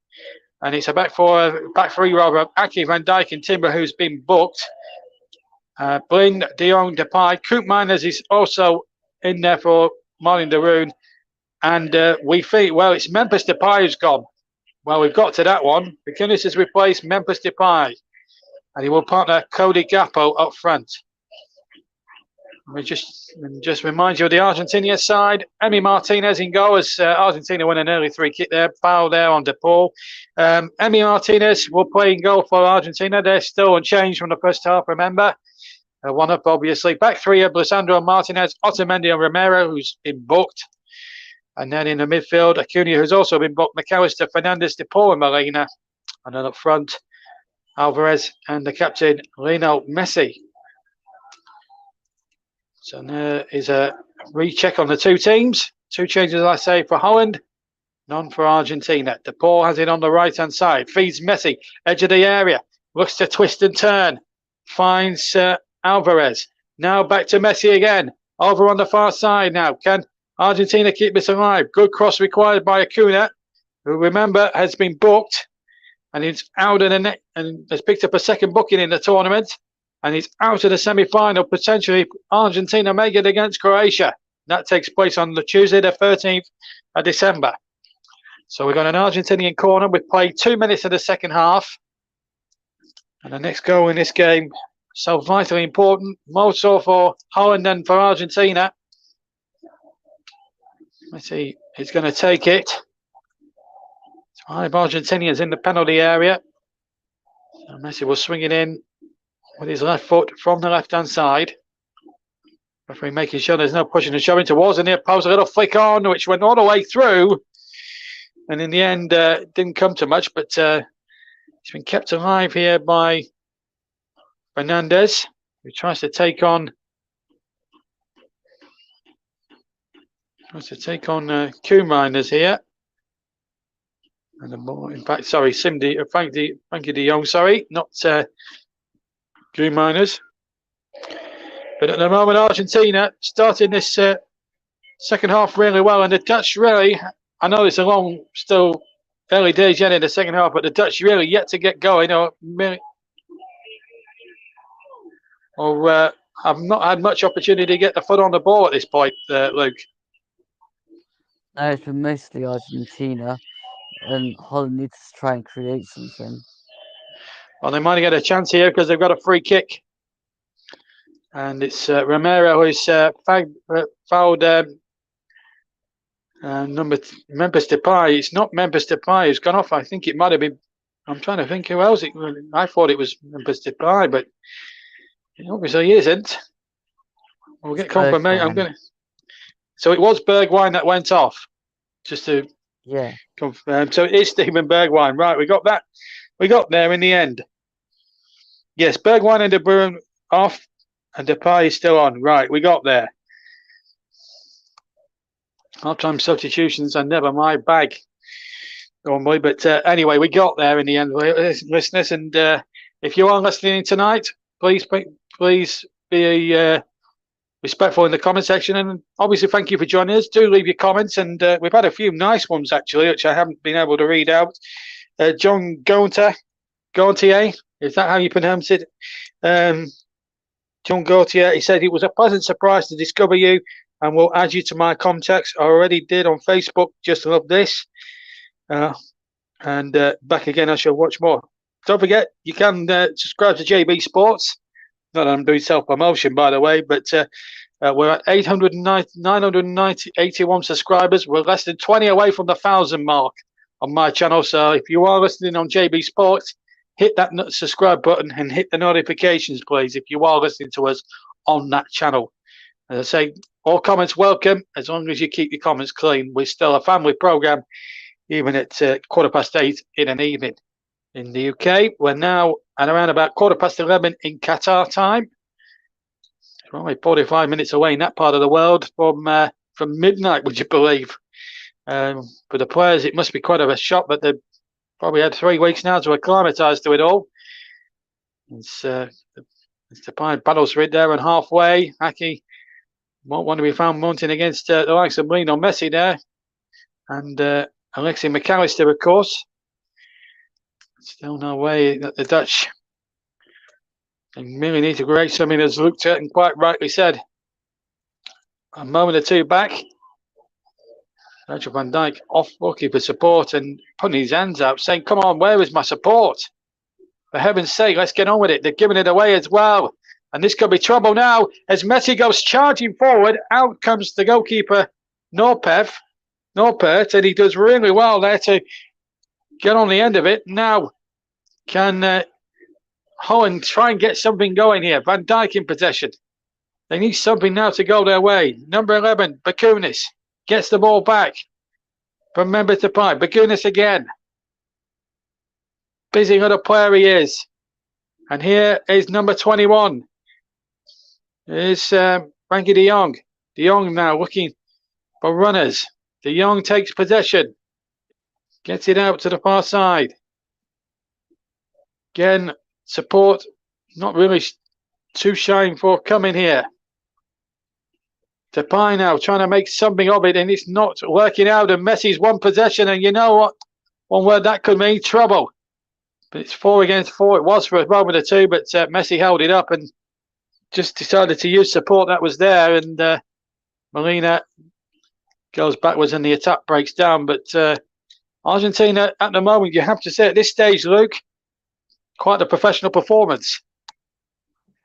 Yeah, Argentina just controlling it, and Holland can't really get into the game. Well, they need to sooner rather than later if they are to force at least half an hour's extra time. If it's level after 90 minutes, incidentally, extra time will be played as things stand. That's not likely to be the case. You never know what can happen in this crazy game of ours. Anything could happen. But if it's level after 90 minutes, 1-1, 2-2, 3-3, whatever, I suggested for a minute that we'll get a 3-3 or a 4-4. But even if it was to end level, whatever score, we'd have half an hour's extra time. So we'd have a quarter of an hour each way. And if it's level after that half an hour, 15 minutes each way, then it would be a penalty shootout to decide who would face Croatia in Tuesday's first semi-final. Just to remind you that we are live on Turton Tug's, our co-commentator's YouTube channel as well. Here come Holland now looking for a way through. De Jong plays the ball in. Needs to be a good ball there, but it wasn't a good ball, I'm afraid, by the Dutch at the end of it all. And the attack breaks down. Just at the moment, it just looks as if Holland are building up rather well, but then just not able to play the ball in. And while I was off the air, I was listening, and Alan Shearer was making the point on television at half time that that has been the case for Holland. De Jong now, and again, it's just backwards from Holland at the moment, which is very disappointing to see. When you look at their size down with the years, 74, 78, 88, 98 with Dennis Bergkamp and all these great Dutch sides that always promised so much but delivered so little as far as the international stage was concerned. But Guinness has it on the far side. Have they got a break? Have they got an opportunity in them at the moment? At the moment, it doesn't look as if Argentina at any point, Luke, have got any weaknesses in their side. But as the old adage, it's still a funny old game. That was a clear handball by Lionel Messi on halfway, and surely he's got to be booked for that. He has to be booked for that. The referee can't show leniency to him and not to others. That is a deliberate handball, and in my book, that's a yellow card offence. He's not even got a booking for it. And Virgil van Dijk, quite rightly, Luke, he's livid about that. Should have been a yellow. Wow. I mean, just got away with one there. Well, the referee can't show leniency to one great player and not get tough with others. You can't referee a match like that. That's poor from the referee. He knows it's a deliberate attempt to stop an attack. The yellow card from the Spanish referee should have been going out immediately. And I think Messi has got away with murder, it has to be said. But Holland aren't helping themselves. We had 10 minutes of the second half. Holland 0, Argentina 1 on the TC Hub. A place in the World Cup semi-finals is the prize on offer for the winners tonight. It has to be decided on the night. But at the moment, there's no... As Koeman keeps possession. Can Holland break through? At the moment, it doesn't look as if they're going to at the moment. Messi battling there with Ake. Messi thought he was bundled out of it. Referee ignoring those pleas from Messi, who, in my opinion, and it's just an opinion, I'll probably upset a lot of Messi fans here, but they should have been booked. It was a clear, deliberate handball, and you will not convince me otherwise. Holland still have it with Frankie de Jong. Now uses number 11 here, which is Bagunis. Holland having a lot of the ball, but doing precious little with it. And that could be the case in point. Argentina have magicians. Holland have magicians, as we saw, to great effect against the US, but they're not playing like that at the moment. And that, quite frankly, from a game point of view, has been disappointing. I expected better from both these sides tonight. They've not really had much of the sort. as Timber knocks the ball out of play. Your impressions of the first 10 minutes, Luke?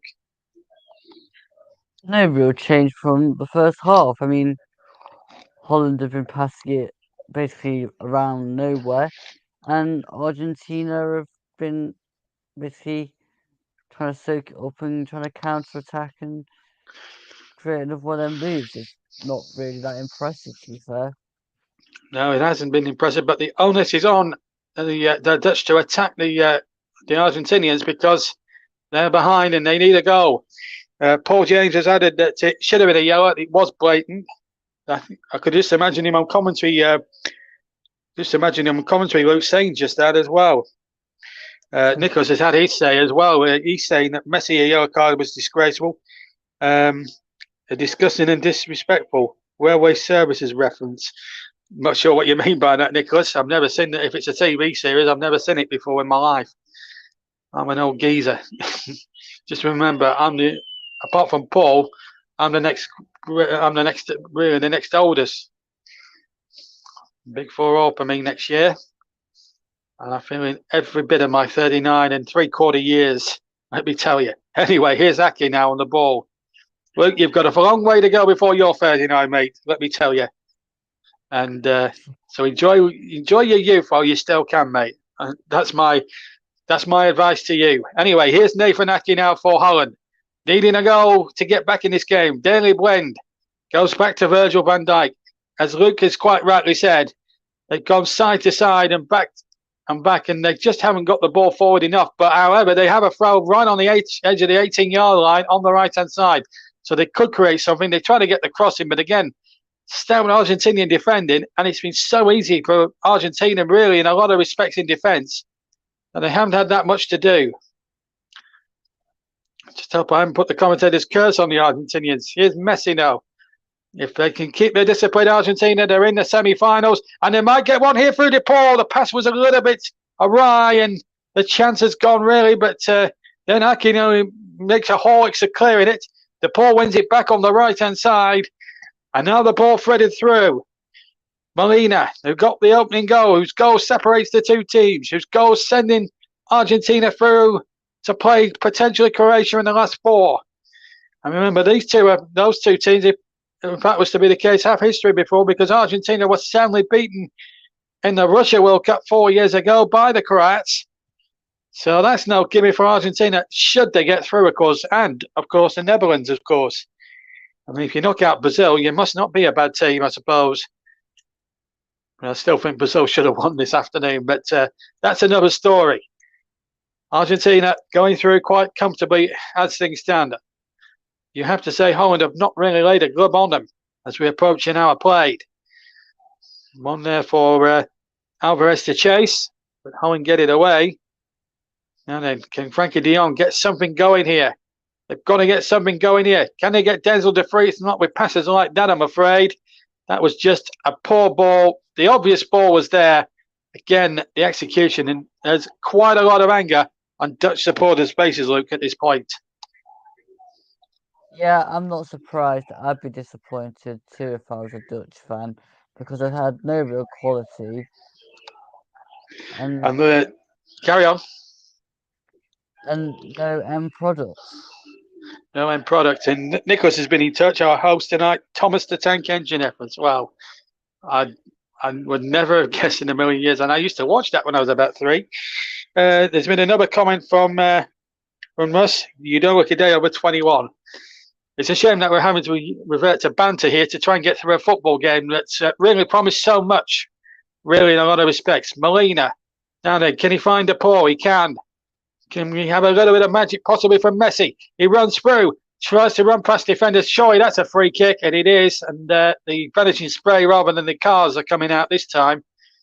So Messi, who should have really been booked about 6 or 7 minutes ago for a handball, Virgil van Dijk's probably taken collective revenge for that. Pushed him over. You could argue that should have been a yellow card as well, Luke. Yeah, I mean, it's a bit of a surprise with what's been given as a yellow card and then what's now not being given as a yellow card. But again, that's up to the referee to decide. Maybe it's just his way of evening up their playing cards a little bit, maybe. But One thing we can't deny or disagree with, it is a Argentinian free kick. And I'm sure Mr. Messi will have plenty to say on this one. Scored 3 goals. Scored a couple of good goals as well. He hasn't got the most powerful goal. Chavez of Mexico has that on it. Kane is in the top 5. Ronaldo there, forward as well. And Doan of Japan as well. He's got 121 kilometers an hour. But then again, Messi doesn't need that kind of power. He's got skill and he's got accuracy and he's got a free kick here. There are 4, maybe 5 in the Dutch wall. And Noppert, with only 5 cats behind him, not much in the way of international experience, will be worried at this moment in time. He hopes he's got that wall right. There's 5 in the wall with another player lying down behind it, which is the norm these days because some of the free kick takers like to go along the deck. But Messi will go over the wall with the left foot and he almost gets the second one. It just misses the far right-hand post and it couldn't have missed by much. A terrific free kick there, Luke, taken by Lionel Messi. Just clips the top of the netting. Yeah, that was so close to being 2-0. Inches.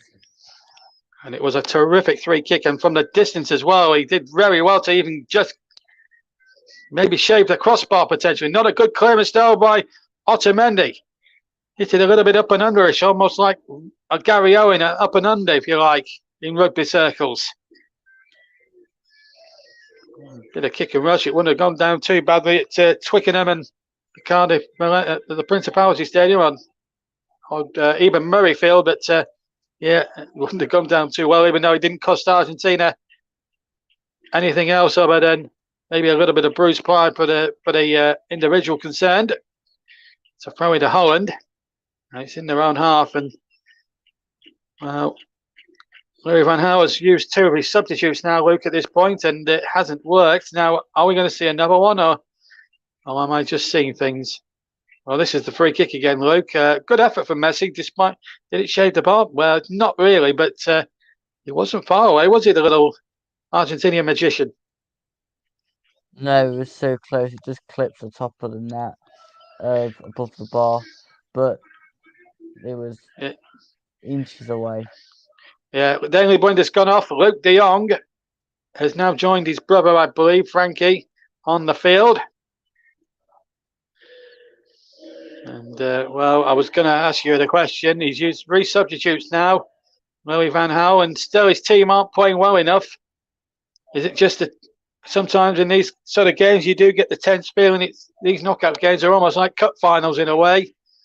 You know full well if you don't win, you're out, and maybe it's affecting the Dutch maybe in a lot of respects, but we'll just have to see. Anyway, here's De Paul making a good burst. He's on his own against 3 orange shirts. Needs a bit of support, maybe, De Paul of Atletico Madrid, of course. A game that really promised so much from both sides. It's been a real disappointment, but let's hope the next 60, well, if the 65 minutes that have gone before have been at best tame, let's hope the next 25 minutes plus injury time will give us a different complexion on things, as we're going to see the first Argentinian substitution. Papares is about to enter the fray. Argentina have it now from the throw, and that'll break now to the goal scorer, Molina. Tries to play the ball in, hits Nathan Aki, and Aki now can come away with the ball. And the ball just behind the Dutch player, and it's going to be another throw for Holland. We're going to see that substitution now. Let's see who it is. Number 7 is going off, and so that must be Rodrigo De Paul, who's had a decent game, to be fair, Luke. He's done okay. Not had his best game for Argentina by a long way. And on in his place comes number 5 here. We just get confirmation. De Paul then off, and Paredes is on. De Paul's performance, Luke, decent or just a little bit quiet, maybe? I think fairly average, to be fair. JB just went about his business okay, but not really pulled up any trees. Well, not many players have Not many players really have pulled up any trees tonight, especially if you're wearing orange. Ball knocked back to Norpeth now. We're now hurtling towards the halfway mark of the second half already. It has gone quickly, I have to say, for such a poor quality of football that we've seen tonight. And the one bit of quality that's mattered has got Argentina the lead. And on balance, it's been richly deserved. Holland, despite having possession, quite frankly, have not done enough with the ball. And that has been a massive, massive disappointment in quite a lot of respects. 67 minutes gone then on the TC Hub. Netherlands nil, Holland 0, Argentina 1. Netherlands to give them their Sunday best name. At the moment, they're not playing like the Johan Cruyff team of 74, but of that ilk. It's been very disappointing, and I'm sure there'll be a few Dutch legends in the crowd, the likes of Broodhullet and Van Basten and all that, all them people. Edgar Davids, of course, and Nistelrooy. So many great Dutchmen to have played in that famous orange shirt, promised so much and delivered so little in terms of international trophies. Just the one in their history to show at Euro 88 when they beat the former Soviet Union in the final. Is Timber, who goes down, pushed over by Messi. Now, will he get his yellow card this time? I don't think so. I think the referee had already stopped at that point. No, he hadn't. It was a foul. And in fact, it wasn't. I think Messi was the second foul. I think he gave it for the first foul rather than the second foul by Messi. Aki kissing in on the left-hand side. Can the Dutch perform something to get this game level? My goodness, the 68 minutes that we've seen has been pretty frankly forgettable, apart from that one moment of genius from Messi, which led to Molina scoring. The only goal of the game on 35 minutes. Come on, let's get a game for the next 22 minutes and let's see a bit of a classic here in this second half. The Dutch trying to put things together, and at the moment, Cody Gakpo, who's 3 goals at the moment, has put the Dutch in a very strong position. At the moment, hasn't produced anything at the moment. Look at that, 60 times. Argentina have been much better with shots on goal as well. Ball pumped into the penalty area from the right-hand side for Holland. Aki trying to keep the ball alive. The referees are prompt to blow again. Another Argentinian's gone down, to the despair of the Dutch, who feel a little bit hard done by now. They think Romero has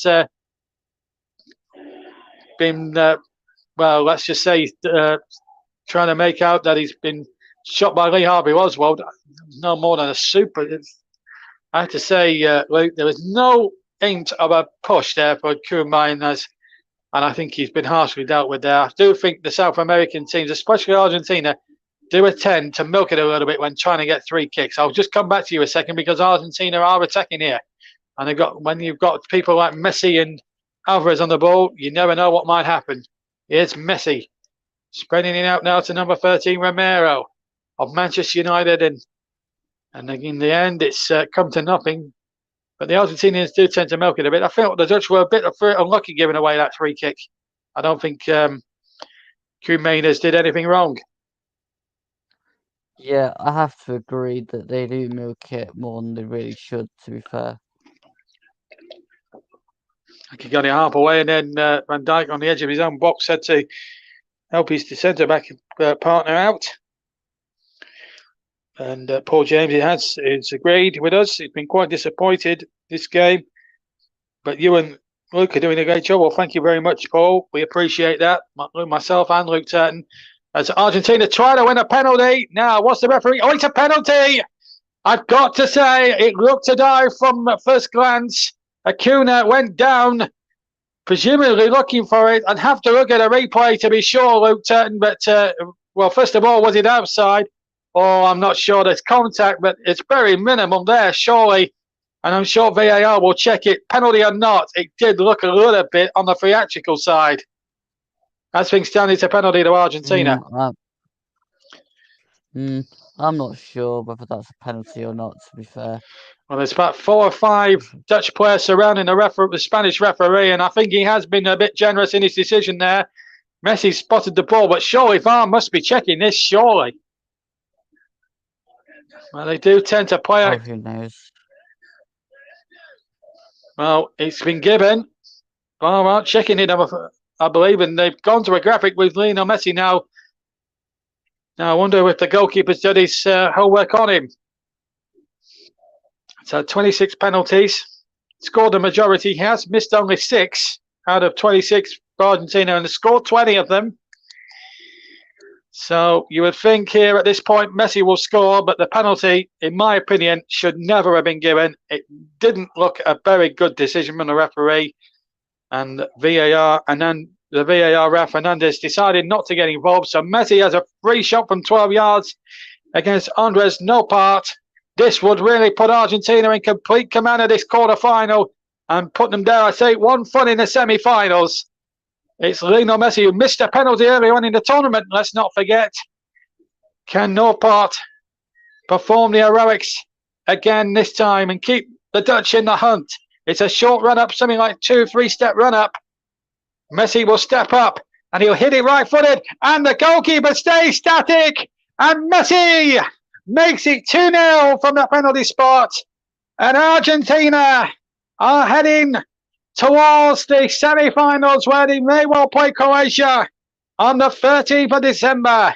Whether the penalty should have been given, well, the Dutch will argue on into the night, but what you can't deny, Luke, was the emphaticness, the emphatic nature of how Messi put away his penalty. That was unbelievable, and the Argentinian captain gives his side a 2-0 lead. Yes. If you're gonna take a penalty, that's how you take a penalty. Not like some of the ones we've seen so far today. That is exactly how you take a penalty.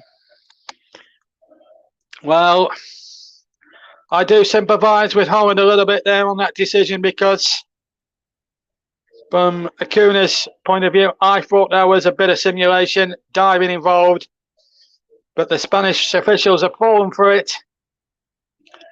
But when you look back, I mean, it's not going to be decided on that one decision. Holland have not played well enough on the night to deserve even being on parity. Now they find themselves 2 goals down, and you've got to say on the balance of play, you'd say it's just about right, but the awarding of that penalty was very suspect to me. Anyway, Holland now need 2 goals to force extra time, and Eddie Martinez has been involved here with a clash with De Jong, and tempers just fraying slightly. The referee's losing control of this, I'm sure of it.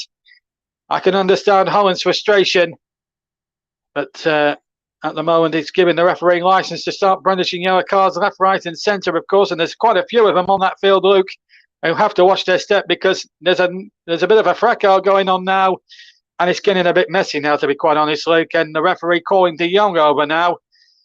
There's going to be yellow cards brandished, I'm sure of it. And I have to say, the behaviour from both sides on that particular incident does not leave a lot to be decided. That was disgraceful.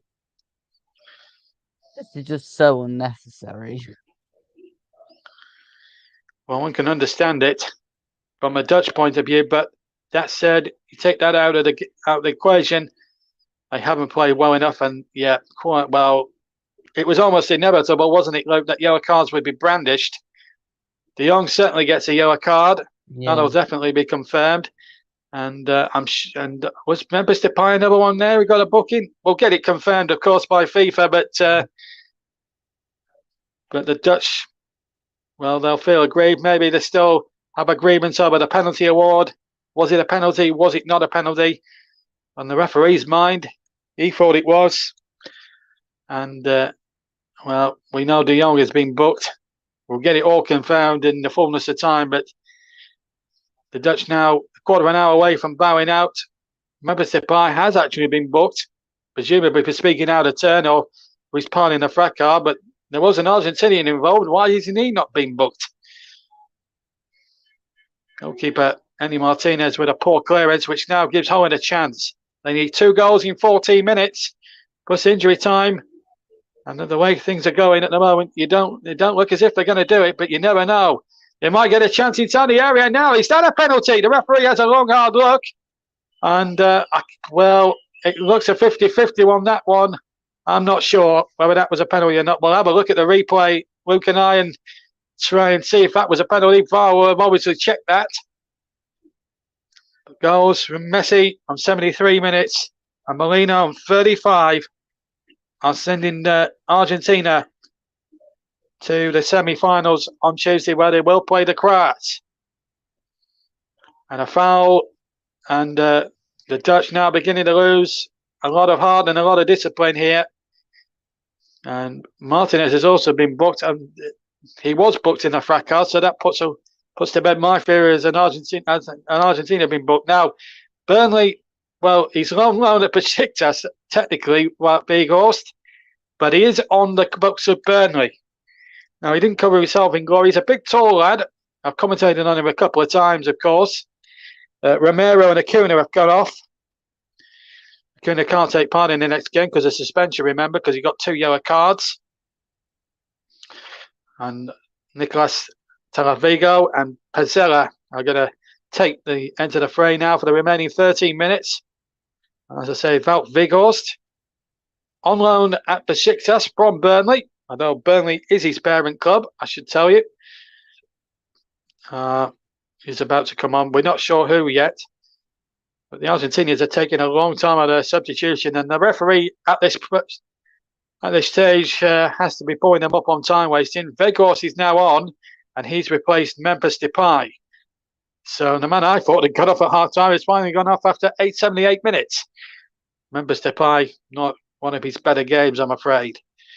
So, Wout Weghorst, can the man on Burnley's books, although he plays for Besiktas on loan, there's been a lot of talk actually, certainly amongst Burnley fans, that Wout Weghorst at Vincent Company after the World Cup could trigger a course to bring back Weghorst in January. How true that could be, I'm not quite sure, but for what I saw of him last season, he wasn't that particularly great. Big 6'5", tall player. You could pick him out in a crowd of about 4 or 5 people for sure. But they need to get balls into him very quickly. Ball flicked on towards Weghorst. And the ball then hooked away. And Holland now nearly need to go for it now and try and get something out of this. Timber has it. And remember, well, you're listening to the game on these YouTube channels, JB Sports, TCUB2, and Storm FM. We're also on Turton Talks Football as well. Nice to have you with us. And of course, and the reason we got Turton Talks Football listed, because Nottingham's finest is alongside me as another Dutch attack doesn't come to it. And of course, our resident Nottinghamshire guy has got about 10 minutes to figure his player of the match, sponsored by Commentary Services, and I'm sure there'll be a few names that spring to mind. I'm not going to say who, but that's for Luke to decide, not for me. I'm just the commentator who's just calling it play by play, as they say in the States. Andy Martinez with a free kick, Van Dijk, cool as you like underneath. At the moment, it's been a very, very easy assignment for Argentina, which they're accomplishing with flying colours. Here's that man again. And here they come again. Here's a chance for number 3. If they can get it, the ball knocked back into the penalty area. Messi's cross. It wasn't Messi's cross, but got a deflection off the defender, Dumfries. It was a good run there by Alvarez. And the goalkeeper, it was wrong-footed by Mr. Messi on that penalty, which he so emphatically put away. We haven't. Just a word about the Dutch penalty. Again, it would have been another soft penalty if he had given it there, to be fair, wouldn't he? Because he went down a bit easily, didn't he? Well, I think if one of them's given, I think the other one has to be given. I don't want to start channeling Steve Cooper or anything, but that's generally my view on it. Well, he's had plenty to say on that issue, Stevie Cooper, but your team seem to be bucking up as well before the World Cup, as we're going to see another Martinez come on. And we've got 3 Martinezes down on the field. It's almost as bad as all those Kims I was commentating on about the other day for South Korea a week ago. Alvarez hadn't scored tonight.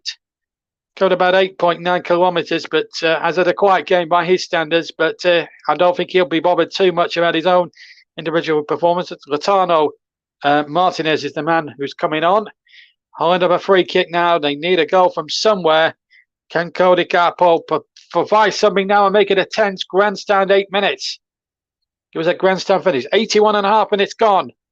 The target will be surely Vegas. It's not a good free kick from Capo, whose deliveries, apart from one, which could have easily gone to Virgil van Dijk, had been quite feeble, really. As De Jong now, on a yellow card, has got to watch his step for the remainder. Ball back to Noppert as he kicks away now again. It's actually done really well, the Dutch keeper. Very unlucky to be beaten twice tonight. Can Holland find a flourish now and try and make a grandstand finish and put Argentina on the back, so to speak? They need something now. They need to pump the ball long into the box. Vegas! He scored! It's Vegas! The Burnley man, the man on loan to the 6 shots from Burnley, has given Holland hope with less than 7 minutes to go. And it's game on. And Luke Turton, we may still get a grandstand finish. Holland 1, Argentina 2. Yeah, that was an outstanding header from Weghorst into the corner of the goal. I mean, that's the first time we've seen Holland really challenge the Argentinian net, to be fair. Well, at least we've got a game on now. Wow. Messi is down in a heap, and that could be a concern for Argentina if it is a real injury, because you never know. He could. It came from the kickoff, and we were still talking about the goal. Oh, that's ridiculous. Weghorst, who's just scored the goal. Oh, I hardly touched him there, Luke. I'm not having that. Messi, the great player that he is, has milked it for me. And that's disgusting, I'm afraid, from a great player, and he is a great player, Lionel Messi. Weghorst, in my opinion, Luke, never even touched him. That's disgraceful from Messi. I can take gamesmanship, but from a player like Messi, that is despicable. They've got the free kick, but in the way that he's earned that is absolutely disgusting. Yeah, it was absolutely ridiculous. A player of that standard should not be trying to do that in a game. Well, I just.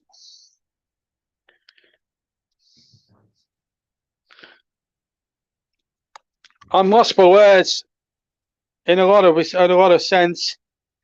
Paul James says, why couldn't he do that for Burnley? We did it, I think, twice off memory, but to be perfectly honest, it's been that sort of a night really where anything could still happen. We still have a possibility of extra time if the Dutch can get the ball on his head again, and they're looking for Weghorst again. Where's the header? It comes back down. Oh, it's not side netting. I just thought for a moment that Bakunis had made it 2-2, Luke. It hit the net, but the side netting and not the back of the net. Holland, it got a deflection. I'll come to you in a second, Luke. We could still have a late finish here. Why is it taking them 83 minutes to start playing? I will not know. But Argentina, all of a sudden on the back foot, if they can get the ball on Weghorst's head, well, it could be mayhem. Here comes the corner from the right-hand side. It's beyond Weghorst that time. And the ball breaks away to Koeman. The game now will be played exclusively in the Argentina half in the next 5 minutes plus injury time. I will come to Luke Turton for his man of the match in about 3 or 4 minutes. Ball's gone backwards now, but what a good header that was from Weghorst. And if that isn't a spur for Vincent Kompany, maybe to bring him back on loan for the second half of the championship season, I don't know what will. That has just shown what his quality is. And the man who scored 6 goals in the Turkish league for Besiktas has come up with a huge goal, potentially that could get Holland back in this World Cup. They need another one now in the time that remains. 4 minutes plus injury and stoppage time to go. Can Holland rescue the situation and force half an hour's extra time? Remember, it went all the way in the other game today between Brazil and Croatia. Croatia coming out on top, 4-2 on penalties. It was a goalless first 90 minutes I should have had, and both the Brazil goal and Croatia goal came either side of that interval. So we'll just have to see. Aki now on the chase.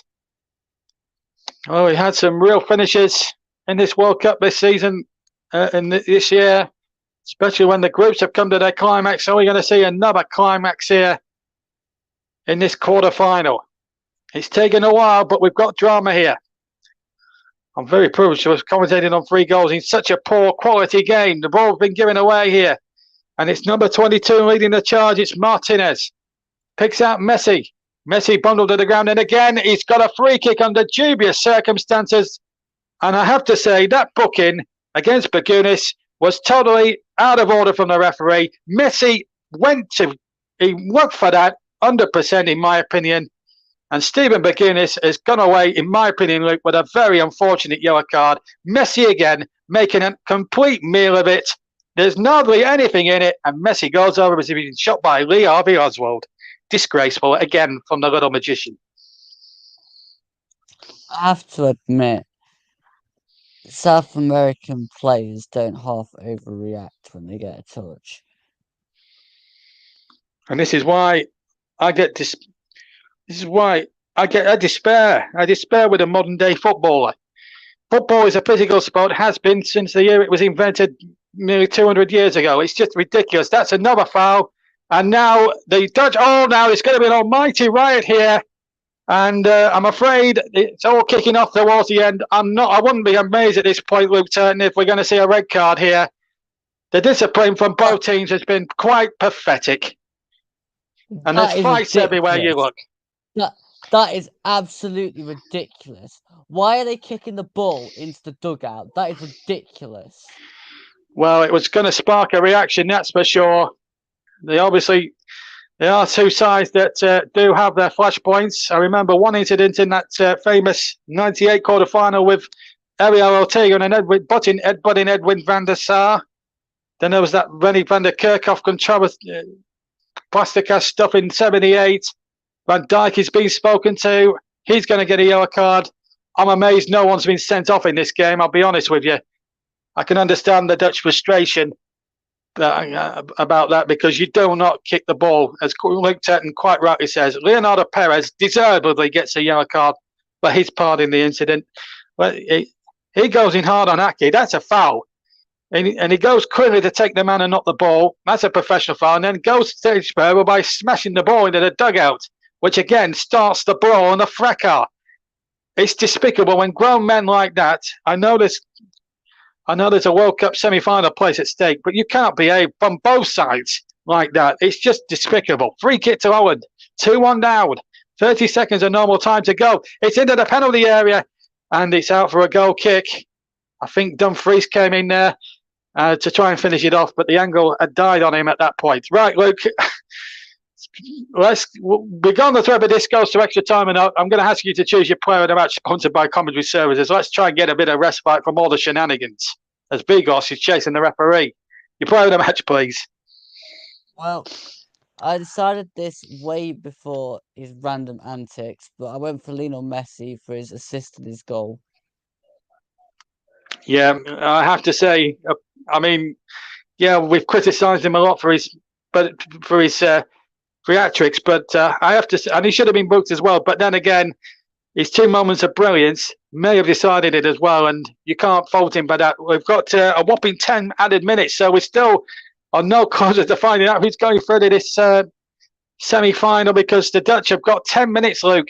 And I think at the end of the day, with all the stoppages and all the fracas and everything that's gone before it, I'm not surprised at this point. Weghorst on the edge of the area. He wants a handball. The referee is gone to his vanishing spray. They're going to get a free kick for the first foul and not the handball foul.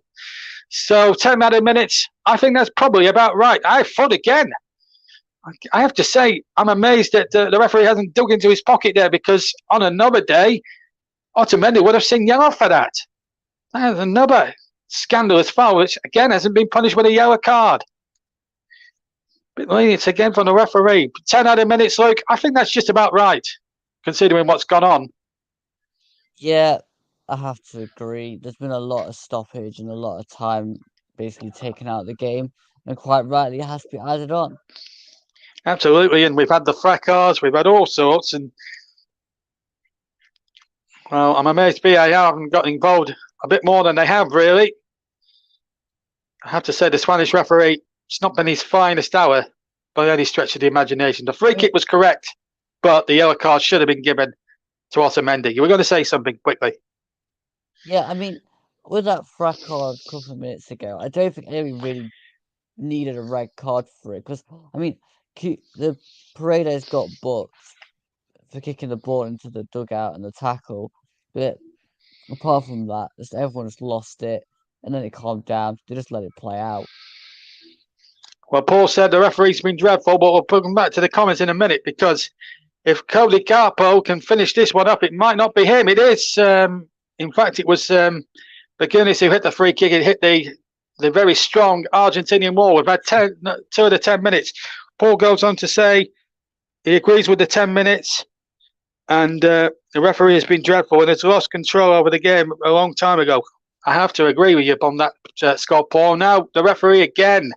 What's he given this time? He's pointing to his wristwatch, but presumably time wasting. There's a clash of two heads. Again, you've got to take player safety into account. You cannot go around gesturing to your wristwatch when 2 players have collided with each other and have got head injuries. You've got to take sensible care about that.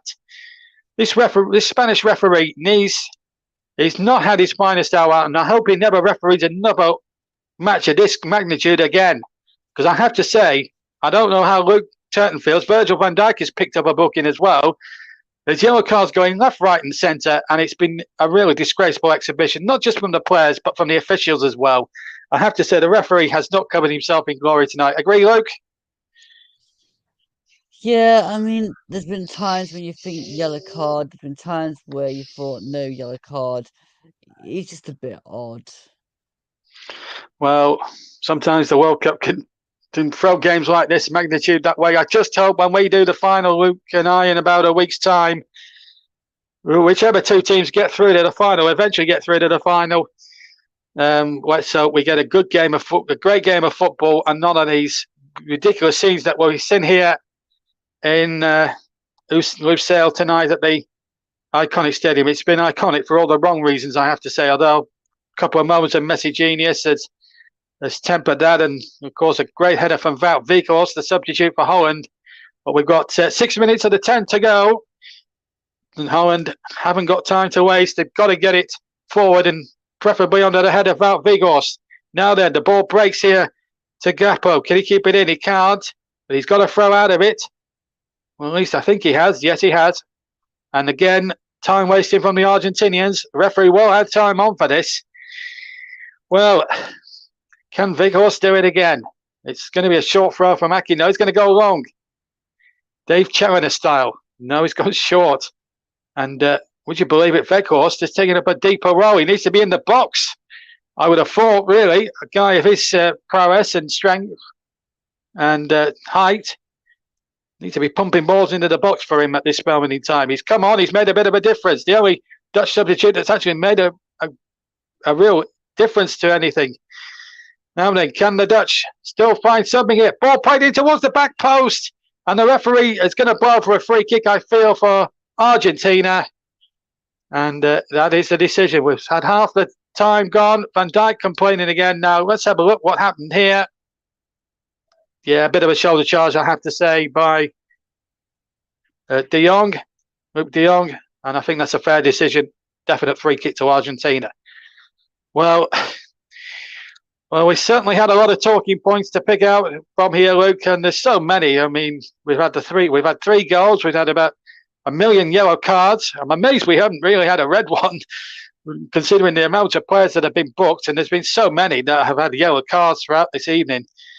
But it will not be remembered for football. Let's be fair, Luke, when we look back at it on the final analysis, regardless of how it pans out. Yeah, it's really been kind of highlighted with the yellow cards and the fracas, and basically, I mean, okay, Messi's pass was brilliant. The penalty, again, dubious but well taken. It was a pure genius of a penalty. Yeah. The other end really should have been given as a penalty as well. But again, brilliant header from Weghorst. Yeah, and I think the referee as well has got to take his share of the blame in what's really happened in the second half. But let's just concentrate on the last 4 minutes. Well, 3.5 minutes now. Ball pumped forward, but again, where was Weghorst? He was in too much of a deeper role. He should be in the penalty area. De Jong won the header, but Weghorst was nowhere to be seen. And the Dutch fans, well, they want the referee to add on more time. I should stress at this point that the minimum time that you can give at the end of the game is a minimum of. So, should it go once it goes the full 10, it's then up to Mr. Lahu from Spain, who's not covered himself in glory, if I'm being perfectly frank. Well, it's at his discretion if he wants to add on time on. He could add anything up to 2-3 minutes if he wanted to. That's how he interprets the time wasting from the Argentines. And the referee sure he has to blow up at this point. No, he doesn't. He lets the game carry on. Well, that's a rare occurrence from the referee. He's actually let the game breathe for once. Now, let's see if we can get a finish now and take this into extra time. From a neutral's point of view, I'll be glad when it's all over. Because it's been, not remembered for football, but then for drama, you want to see the Dutch equalise and stay in the competition. Well, that didn't look a foul to me either. He took the ball for me. And once again, the Argentinians have won a free kick under very dubious circumstances, Luke. It's, they're celebrating as if they've won the World Cup there. The goodness, can't believe it. I have to say, with all due respect in the world, I have a lot of sympathy with him. They're just going down at every opportunity to waste time and get free kicks. I mean, it's a classic time-wasting technique, and the referee's falling for it because he's so gullible. He's also Spanish, which doesn't help things, and there may well be questions asked, certainly from the Holland camp. Why was a referee from Spain in charge of a game involving Argentina? But you've got to put those feelings aside. And to be fair, two pieces of Messi genius have probably decided it, in fairness. Messi's been penalised and still hasn't picked up a yellow card, although he has committed a few bad misdemeanors himself tonight. It's got to be said. So we've got, minute and 15 of the 10. And again, I should stress it's a minimum of. Ball chipped forward and it's hooked away by Argentina for a throw-in to the Netherlands. Holland are given their old name. Can they create something now? With the ball played in by De Jong. That's Frankie De Jong to you and I. The ball played in now. What's the referee giving here? Free kick Holland. Vanishing spray comes out for the umpteenth time tonight. How many times have I said that? Foul on Weghorst, and that was a clear push. That was a more clear-cut free kick than a few of the Argentinian ones that they've got. So, we are now in the last minute of the 10. We're right at the end of the last knock-ins. It is gone 9 o'clock in the UK. It's gone midnight in Qatar. It's now or never for Holland, who have never won the World Cup, 3 times runners-up. If they want to stay in this one, they have to score this free kick. It's now or never. Referee, I hope he never gets another big match like that again, because his refereeing has been nothing short of pathetic. And Lionel Messi, at the end, comes a bit too late, in my opinion. Should have had it 20 minutes earlier for the handball. He's finally got his booking, but it's come 20 minutes far too late for my liking. So a free kick. We've played 10 minutes. We're now playing time added on at the end of time added on. Cody Gakpo or De Jong, Gakpo or De Jong have the opportunity here. Wait with Frankie De Jong. It's going to be De Jong. He's played it in, and it's a goal! At the end, it's going extra time. It's Weghorst. And the Dutch are out of jail for the moment anyway. It's 2-2, Luke. Wow. I mean, I couldn't see that coming. What a clever free kick. And foul Weghorst. The man on loan to Besiktas from Burnley has broken every Argentinian heart in the crowd. And the whole place is silent by a few Dutch supporters. And he's in tears, would you believe? And that is practically the last kick of the game. Lionel Messi's complaining. I don't see why he's got to complain. Let's see if he was offside. No, he's not. Not for me. Aki may have been offside, but he's not interfering with play, in my opinion. The goal quite rightly should stand, and it should be extra time now, Luke. What a great free kick, though, and what a good finish from Weghorst. Brilliant free kick and a brilliant strike from Weghorst. Well, we're going to go to extra time. There's no doubt about it now. Watch, we'll get a classic now this next 15 minutes. I can just see it now. Oh, my word.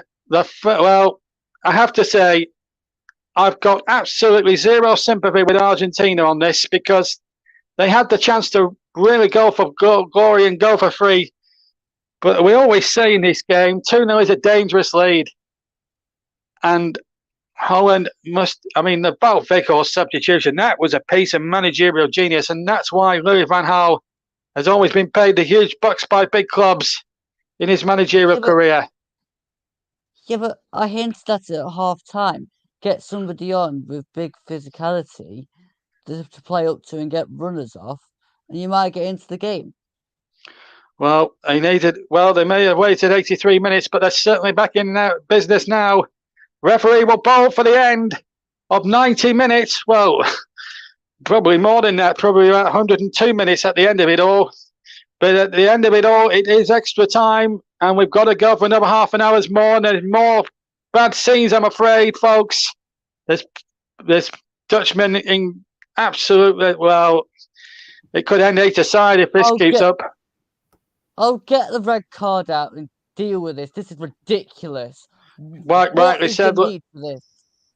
It is ridiculous, but we're just looking at Wout Weghorst. What a hero he's been for the Dutch, and well, it's shameful scenes, that is for sure. And hopefully everyone now has broke it up, and let's get a little bit of order and let's get some football played in this extra half an hour. So I'm just going to take a couple of minutes break because it's been quite the second half, and let's just get the views of Nicholas Jones and what he thought the second half turned out. I'll be back in about a couple of minutes for the start of extra time, but for now I'm going to hand you back to the studio and to Nicholas Jones. It's 2-2 at the end of 90 minutes. Extra time now to be played.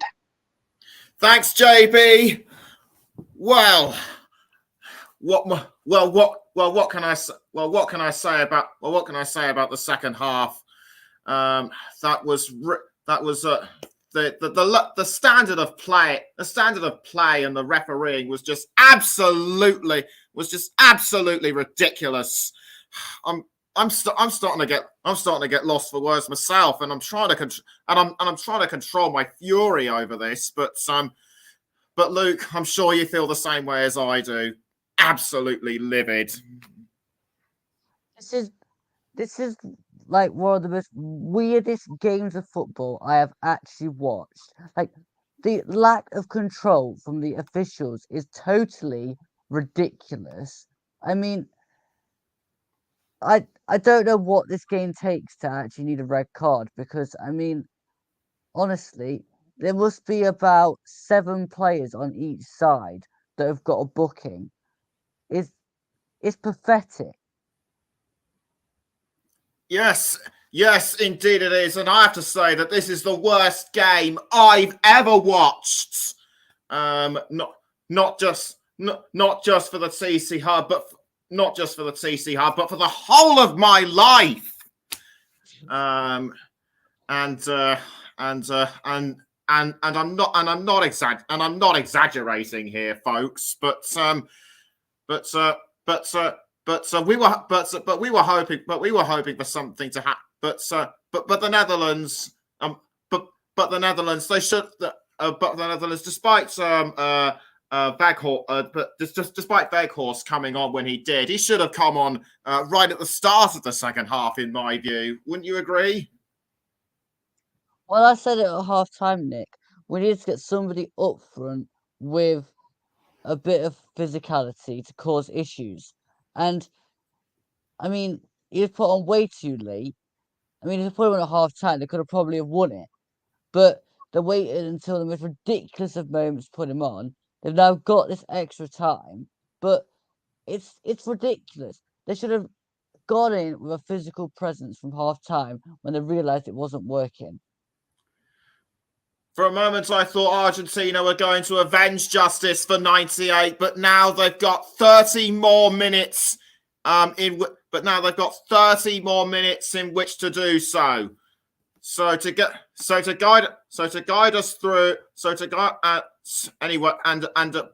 before we do that, we've also got a comment from someone called Chris F asking for predictions for overtime. I can't really decide how it's going to turn out. I just want it to end. But Luke, what's your predictions for overtime? A lot more cards, whether yellow or red, a lot more fracas, a lot more drama, and maybe a goal somewhere. But knowing how extra time's gone in this tournament so far, we'll probably end up with penalties if there's actually enough players on the pitch to take them. I'm really hoping it doesn't come to this, but we're going to hand back over to our comments. We're going to hand back over to Luke and John Stottard. Thanks, Nick. Welcome back, everybody. Well, oh dear me. The first thing I thought when the whistle bolted for at the end, I thought, oh God, I'm going to be blurry-eyed at Swimming World tomorrow. But anyway, we're back with you live for the start of the second half. We're going to have a coin toss. And I just hope, Luke, we get a better extra time in the 90 minutes that have gone before. I know we've had drama and I know we've had 4 goals, but the indiscipline from both sets of players and the referee has left a lot to be desired. But let's just hope we get some good football now for the next half an hour or so. That's my hope anyway. What's yours? That we get it decided within the next half an hour. Well, that's our hope. I said 3-2, but I didn't say who.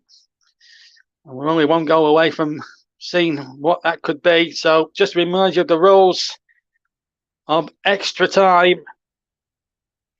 15 minutes aside each way. If it's level after the 15 minutes, we will have a penalty shootout. I never thought after 83 minutes we would get this. I've got to be quite honest, but we are there.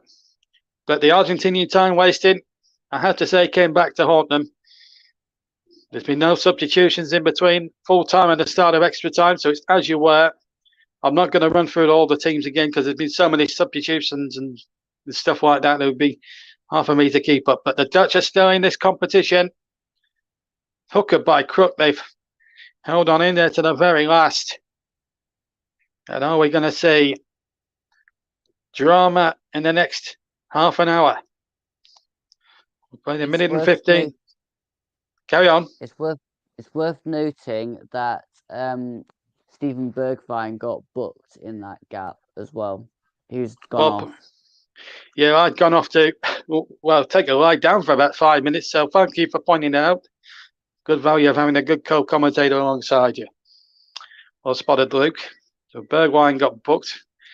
Goodness knows how many bookings and stuff we've had, and I think it might be worth checking the FIFA website at this point for how many bookings that both sides have had, because the statistics have been beyond belief on this.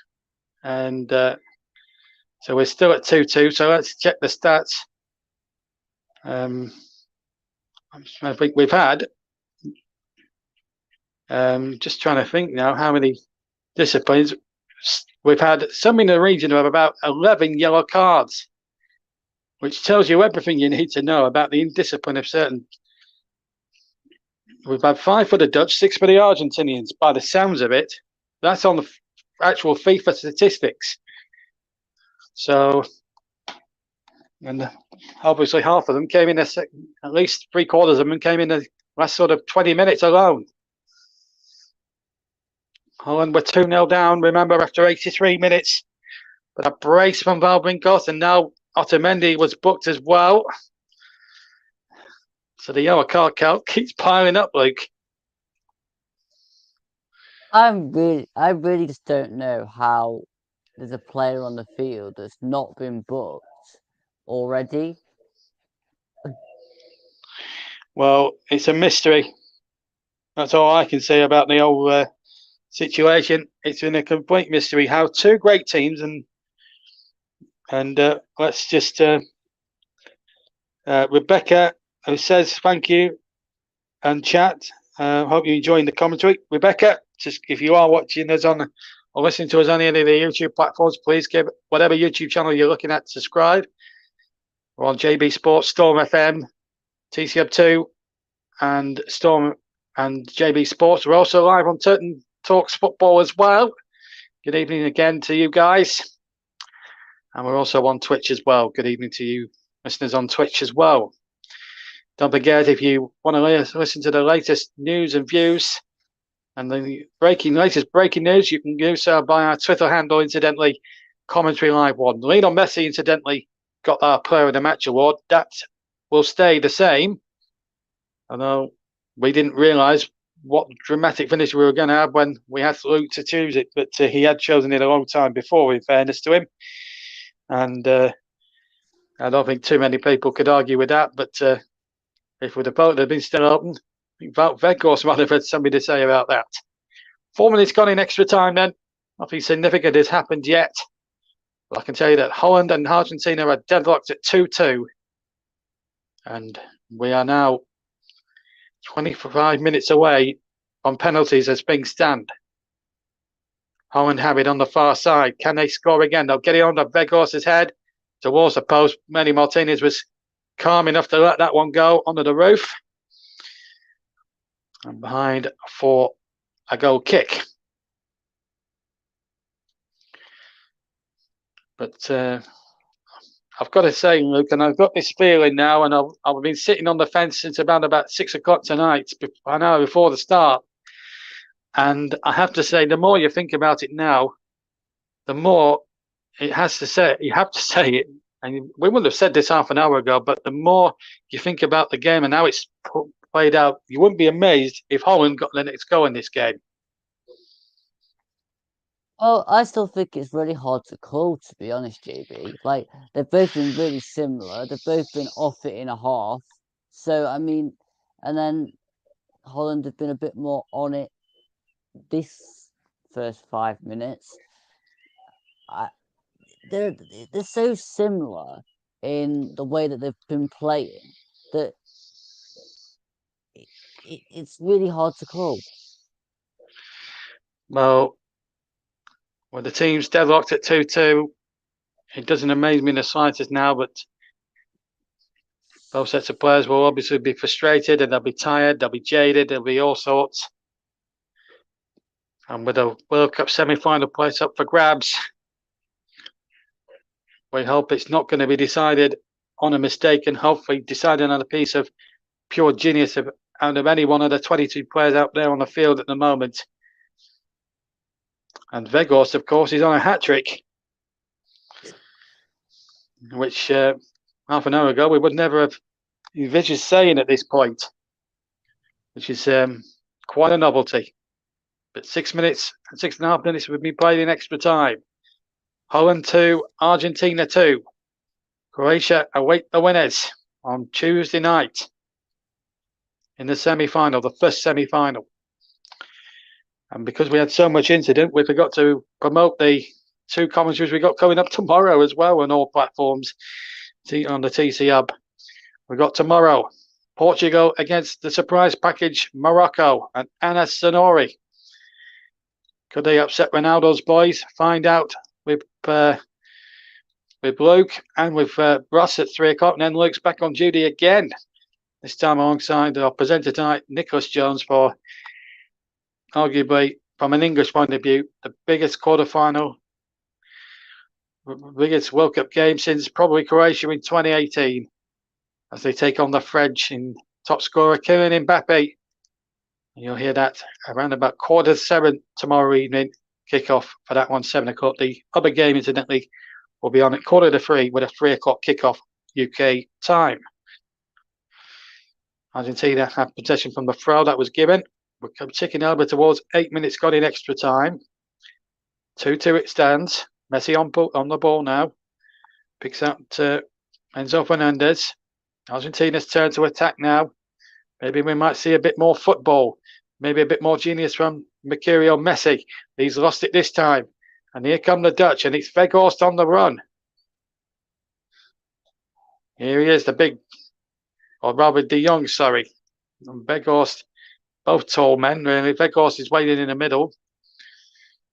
De Jong takes it again, goes down, referee. Well, free kick to Holland. And they work the free kick to perfection. Russa disagrees with our findings that it was a free kick. It looked a foul on Weghorst to me, but Russ definitely saw it the other way. But, well, debates will run long into the night. I mean, there's an argument to say that Weghorst did foul his man, but he fouled his man because he was also being fouled. Well, you're damned if you give it, you're damned if you don't. I will defend the referee on that one. Free kick, though, as the ball is swept into the area, easily defended by the Argentinians. There is a school of thought, though, if the effort from Begunis had gone in before then, the Netherlands could have easily gone and won it themselves. That's a foul there by Denzel Dumfries. There's the free kick from Begunis, which, quite frankly, was feeble. So we're coming towards the 10th minute of the first period of extra time. Remember, it's 15 minutes each way. If there's no decision, then we will have the dreaded penalties. And, well, then about you, Luke. I'm ready for a lie down. Oh, honestly, JB, I've been ready for a lie down from about the 25th minute. So, I mean, this has been random. Oh, and now something's happened off the ball again. Yeah, there's an off the ball incident here. And I wonder if Timber was the man involved. Messi's down again. I think this is genuinely an injury this time for Lionel Messi. And, well, let's see what happened. Well, what do you make of that then? Messi and Timber colliding. Was it accidental? Did Timber try to block Messi off? Well, free kick has been awarded to Argentina. I'm inclined to. Well, I've got to admit, I'm inclined to agree with you there. It took the referee something like a good 20 seconds to realise what had happened. And again, you've got to question the referee's integrity there. I think he tried to play fair. In fairness, I'll give the referee a little bit of credit. I think he tried to play on. And then because of Messi's injury, I think he had to, because of their head clashes, he had to compel to stop it, I think. And I'm going to defend the referee on that one. Messi with the free kick into the area. Again, very poor. Keeping in tune with most of the set pieces, apart from the one that led to the second Dutch goal and the equaliser from Weghorst, which has took the game into extra time. Well, we're now in the last 4 minutes of the first period of extra time. With Van Gaal and Lino Scaloni know the importance for both sides. And the Argentinians in the crowd, mostly Argentina, outnumbering the Dutch support by something like 9-1 or 8-2, whichever way you want to look at it. And the majority of them can't believe that their team have let a 2-goal lead slip. But as we've always said in the game, Luke, when you go 2-0 up, sometimes if you don't get that third goal, the opposition can gain confidence from that, and that's exactly how it's happened for the Dutch. They're backing it, and that's why we're in extra time. Well, I always hate 2-0 because you always know that a 2-2 is probably on the horizon, and Argentina more or less thought it was won.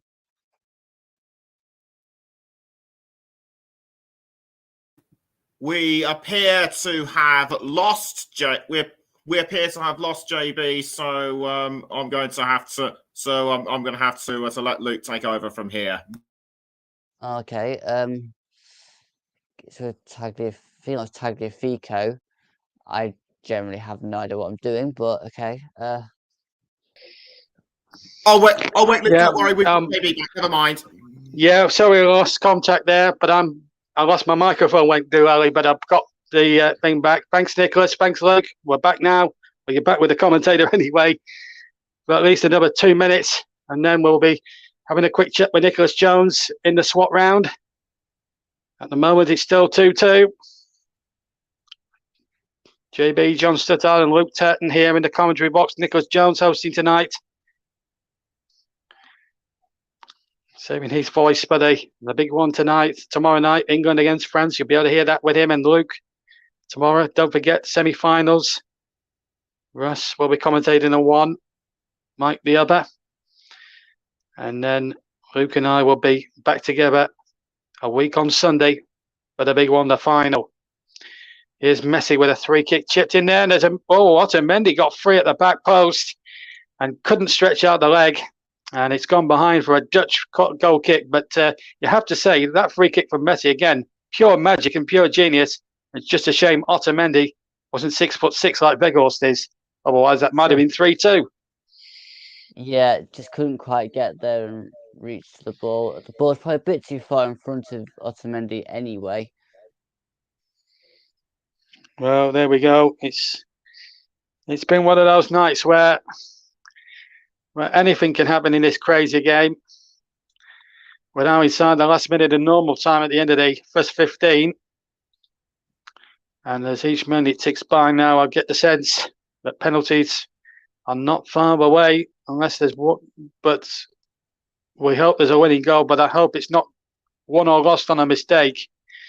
No player should be ever having to deal with a burden of their mistake costing his team a World Cup semi-final place or being knocked out of the World Cup. The tragedy of it is really, the worry is that if you cost your team, it costs you for another 4 years before you can put it back right again. And that's why sometimes teams will take a defensive stance in certain aspects of the knockout rounds. I have to say these two have slugged it out, quite literally, on and off the pitch. And in fact, that's the end of the first half. There was no extra time to be added on, which was a stark contrast to the end of the second half. But it's still 2-2, not many. There was that one chance for Otamendi at the end of the first period, but apart from that, not really much else. So we're going to go back to Nicholas Jones for about a couple of minutes, and then I'll be back with the extra time, second period. With the scoreline still, Nick, Netherlands 2, Argentina 2. Thank you, JB. Don't go away for the time being, because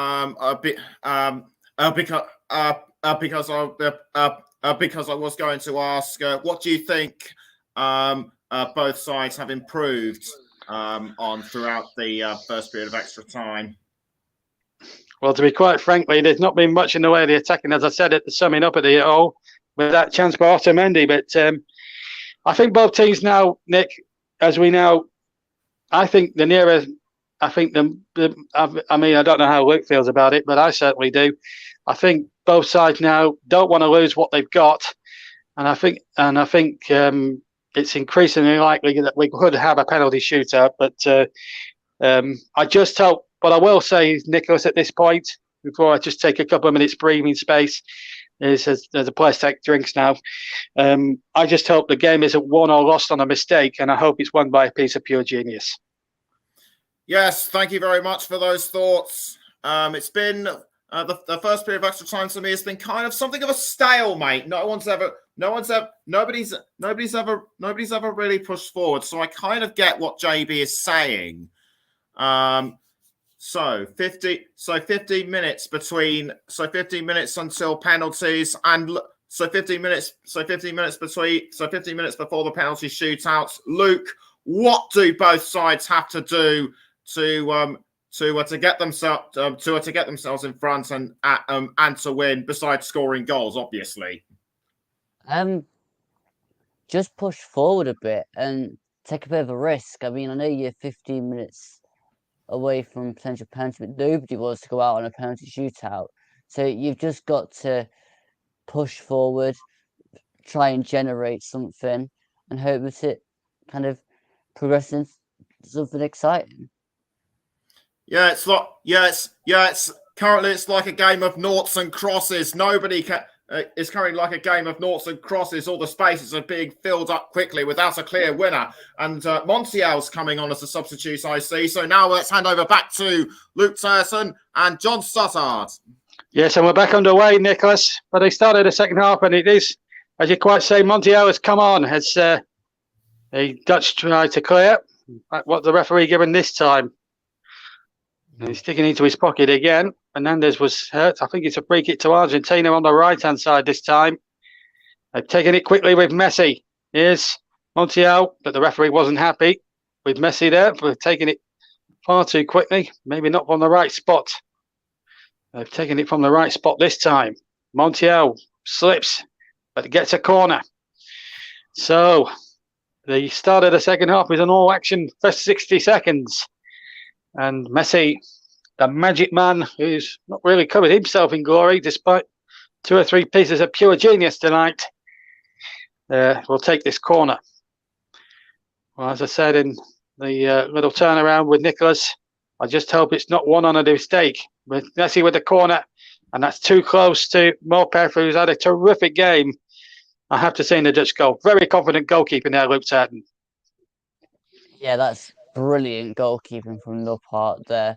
Just reached up and claimed the ball and then just landed on it and tried to get a bit of time out of the game still. Yeah, absolutely. Easy for him to say. I don't know what that means, DD, but if you would like to comment, try and comment and let us try and read that better. Please do keep your comments coming in. Still, I stress again, keep it clean. Make sure it makes sense so we can read it out on air to you. So we can give you a shout out. Don't forget, any of the YouTube channels, hit the subscribe button, hit the notifications bell. If you are listening on JB Sports, we are now just less than 20 away from that 1,000 subscriber mark. I'd love it if we could hit it in the next week or so, folks. So please, if you are on JB Sports and you haven't subscribed, hit that notification bell, hit that like, subscribe button. And that goes for any of the other YouTube partners, including Turton Talks Football, which is taking this feed tonight. And we thank Luke for that. And we also are on Storm FM. Subscribe to that if you're there. Also, TCM and TCM2, please. And if you are listening on Twitch, look at that foul count. Netherlands 25, Argentina 17. You have to say the referee has been nothing short, Luke, of fussy. And that's putting it mildly. Yeah. I would say not one for letting the game flow. Let's put it that way. Well, it hasn't helped, really. And we sat here in this commentary position about 2 hours ago. And it was literally 2 hours ago when we started this commentary, or 2.5 hours ago when we started this commentary. And we were hoping for a classic. Well, we've got 4 goals and drama. But as far as good attacking football has been concerned, we've had anything but the sort. But at least we've had drama. That's one thing we can guarantee. And there's been plenty of talking points. Another foul. And this time on Messi. And that was clear cut by Gakpo. And Messi now moves to 4 goals and he's now outright the second top scorer. Yellow card has been given. I'm not sure. I'm losing count now. It's Montiel who's got booked. And he's one of the players that's already walking a tightrope, and he misses along with Acuna. The next game, should Argentina get there? He only came on in about 4 minutes ago. He's got booked. Really? Well, I'm not sure what he's got booked for as well. That's another. Anyway, we'll come back to that in a minute. Messi tries the shot from his own free kick, and from a short free kick, and in the end, great skill building up to it. But unfortunately, the finish that preceded it, Luke, was quite frankly feeble, shall we say? Stronger words than that to describe it, but feeble will stick with. Rubbish. It was rubbish, JP. It's going to be one of those evenings, isn't it, Luke? You know, we've lived through it. I just hope Russ pays us triple time for this. So, Russ might get your wallet out. You're going to have to pay me and Luke triple time. We don't come cheap.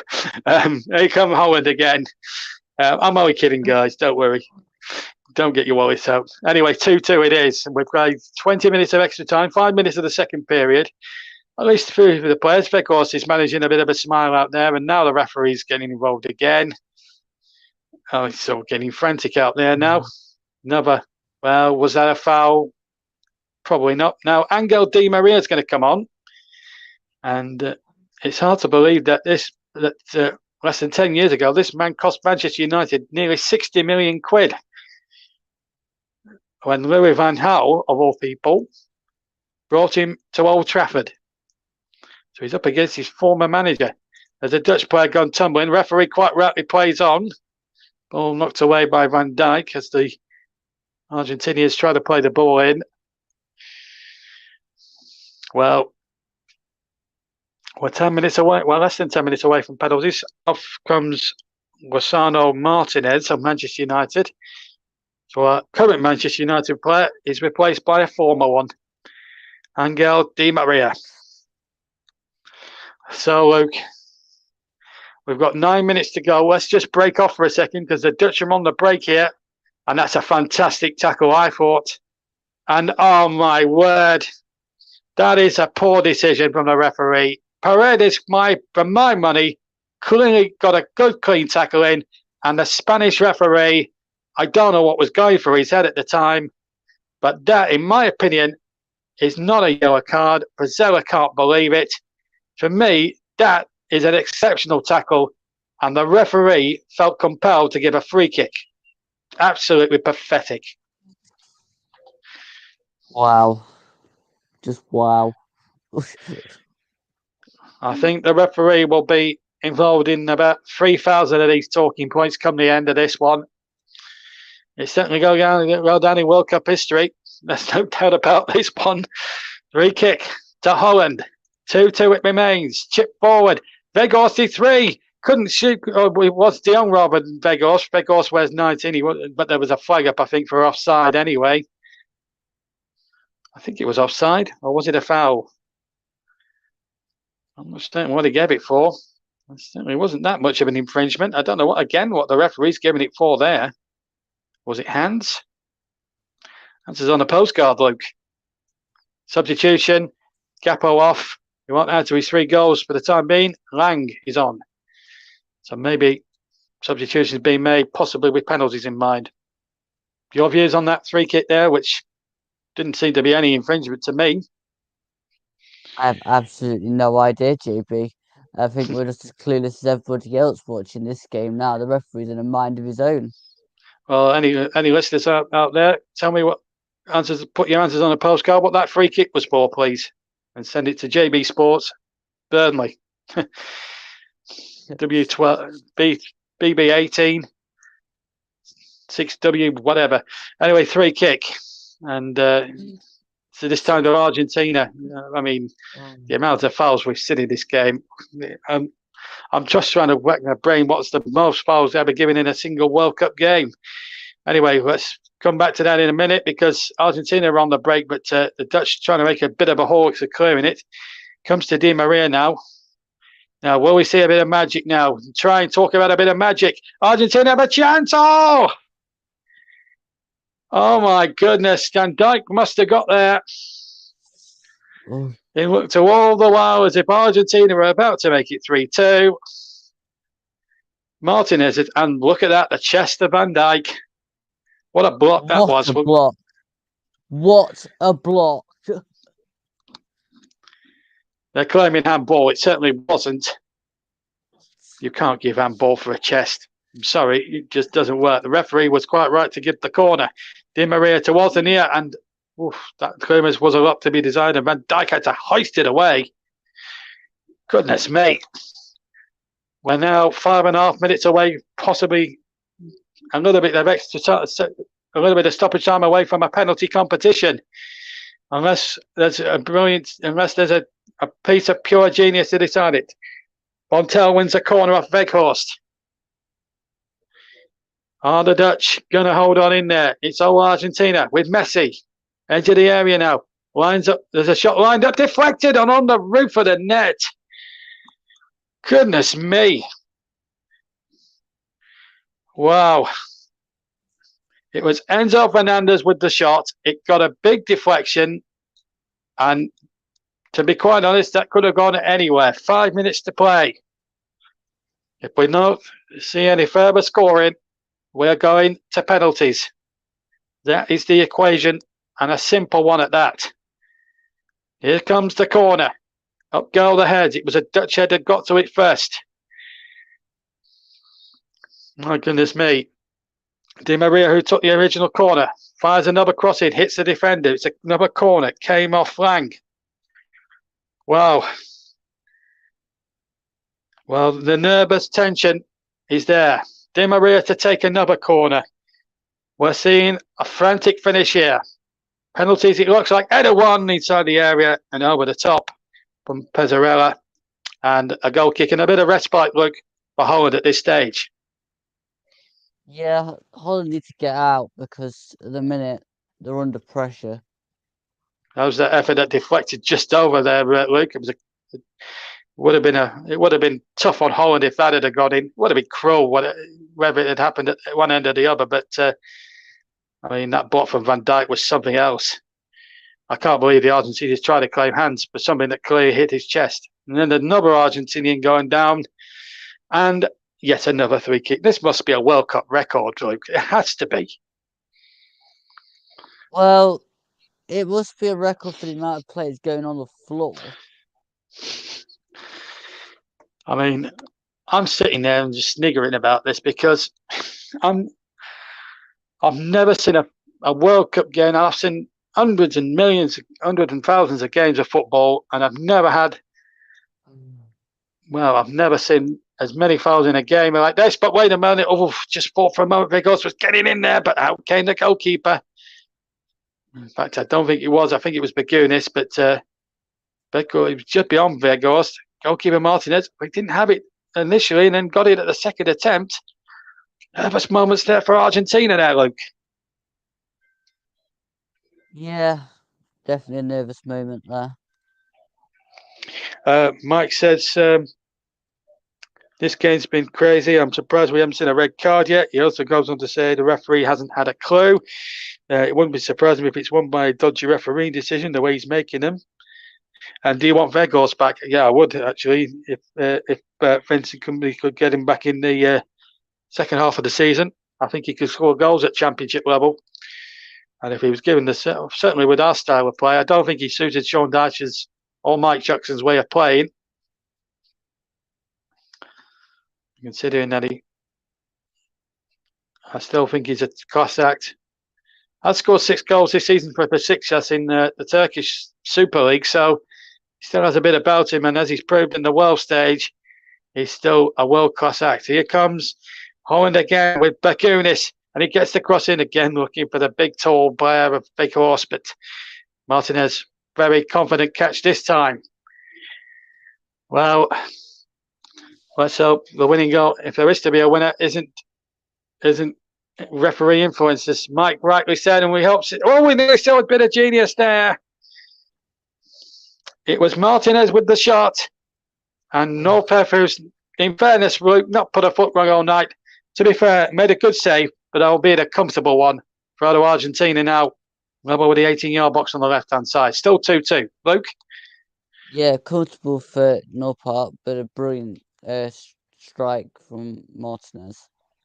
One of the better strikes we've seen in the game all night. So we're a minute away, plus stoppage time from that dreaded P word. Penalties, and that's when it could all turn on a nervous penalty, a goalkeeper being a hero. But let's just see if there's a bit of magic in the dying embers of extra time. It's going to take a bit of genius. Maybe Messi's the man to provide it. He pulls the shot wide.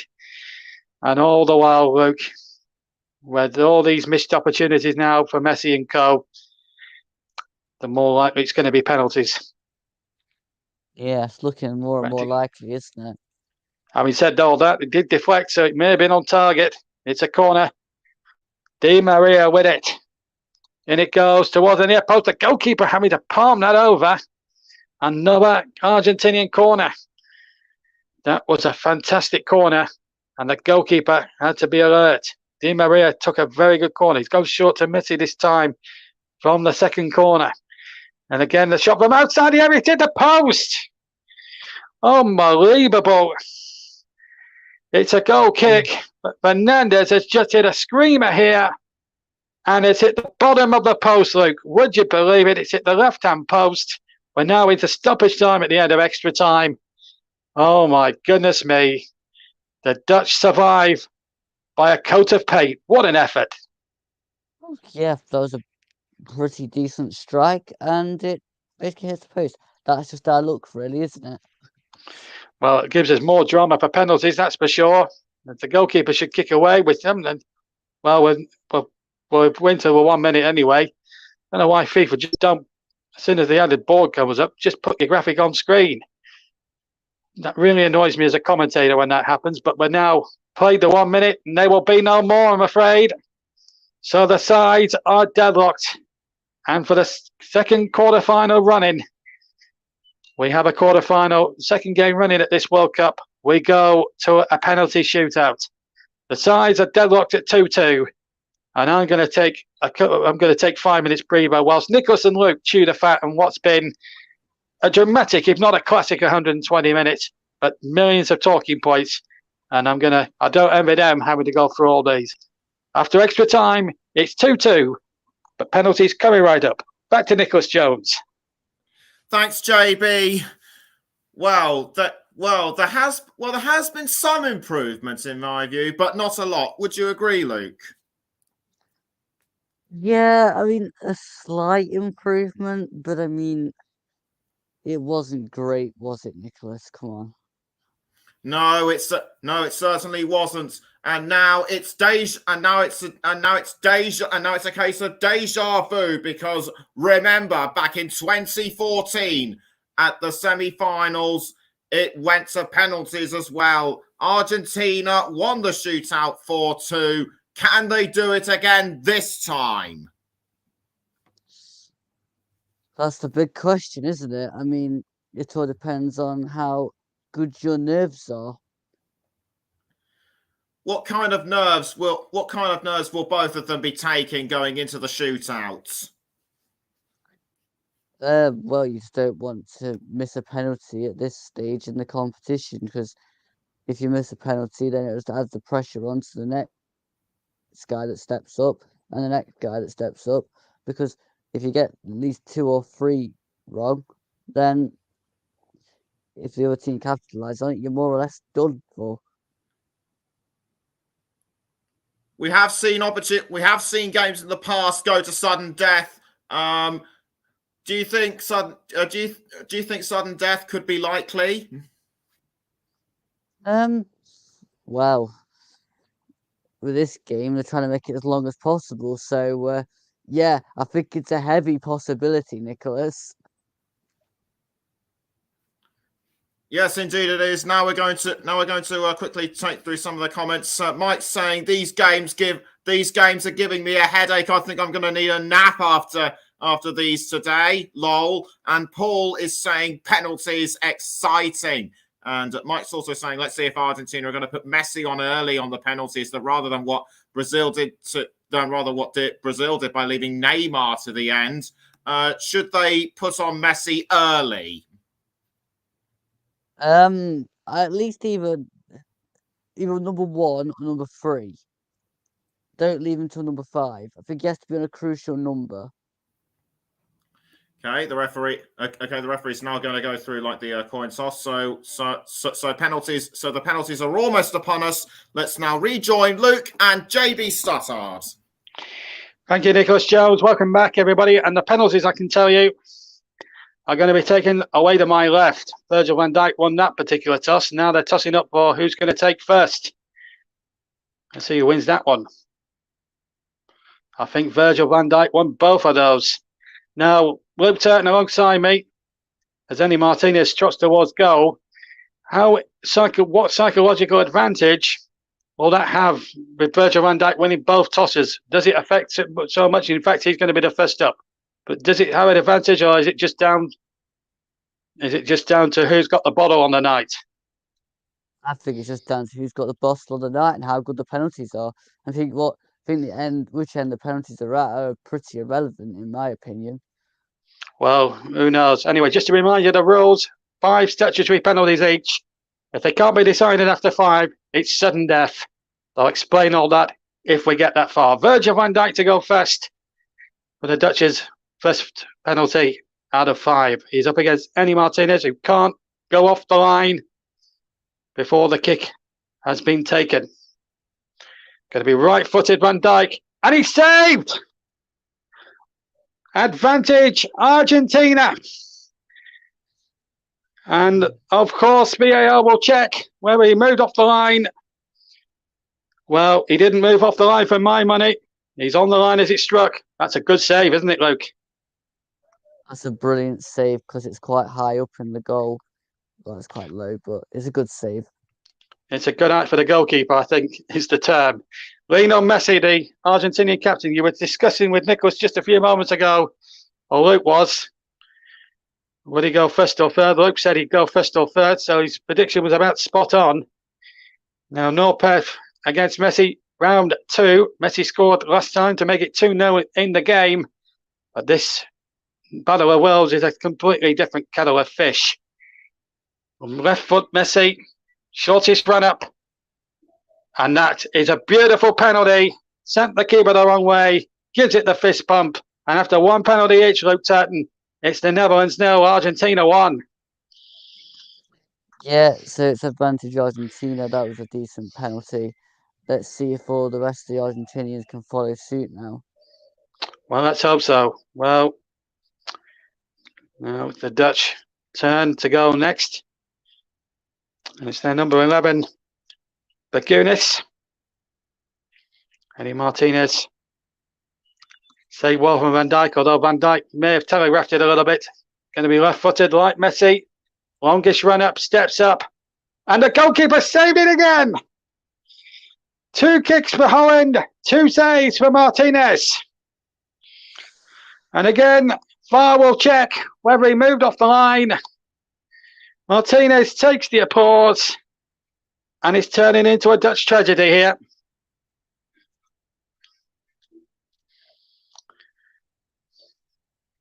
No problem there, Luke. Great save. Yeah, again, but that's not a great penalty. I mean, it's too straight in the middle.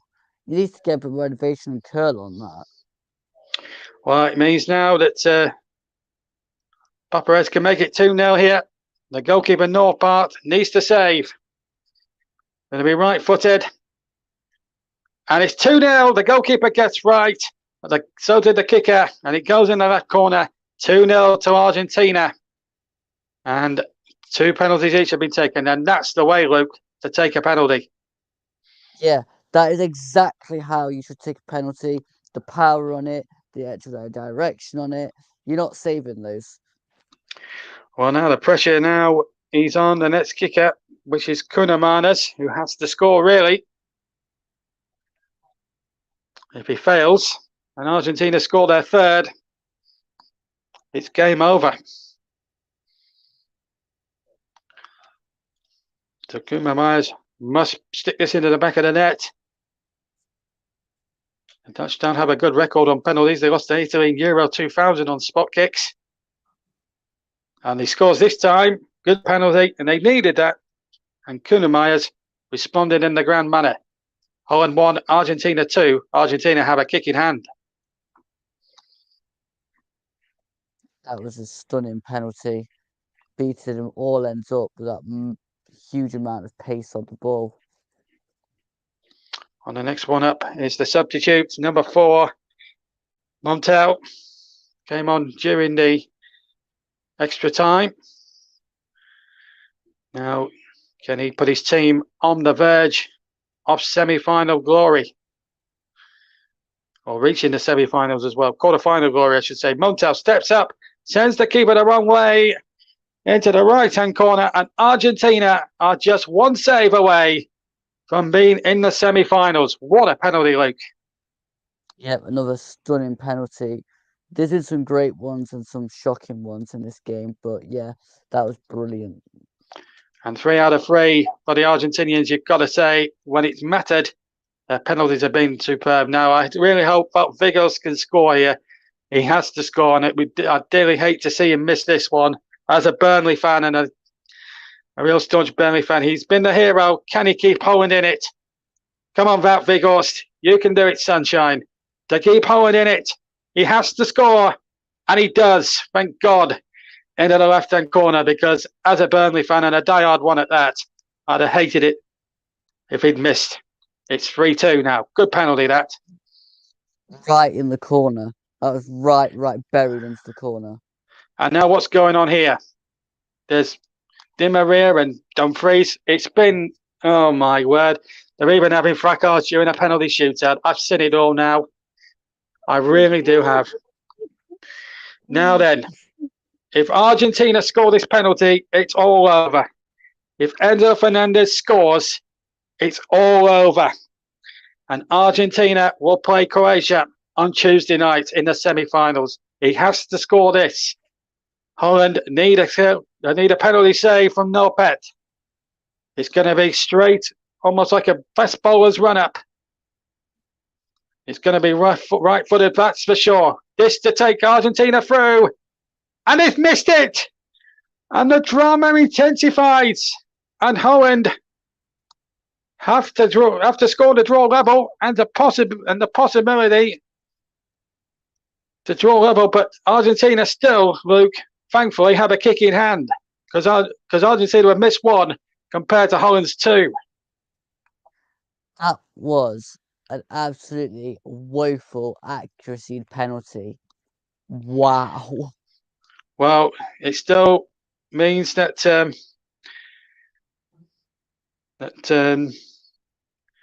Jong has to score here, and he checks and he scores. That's a great penalty for Martinez.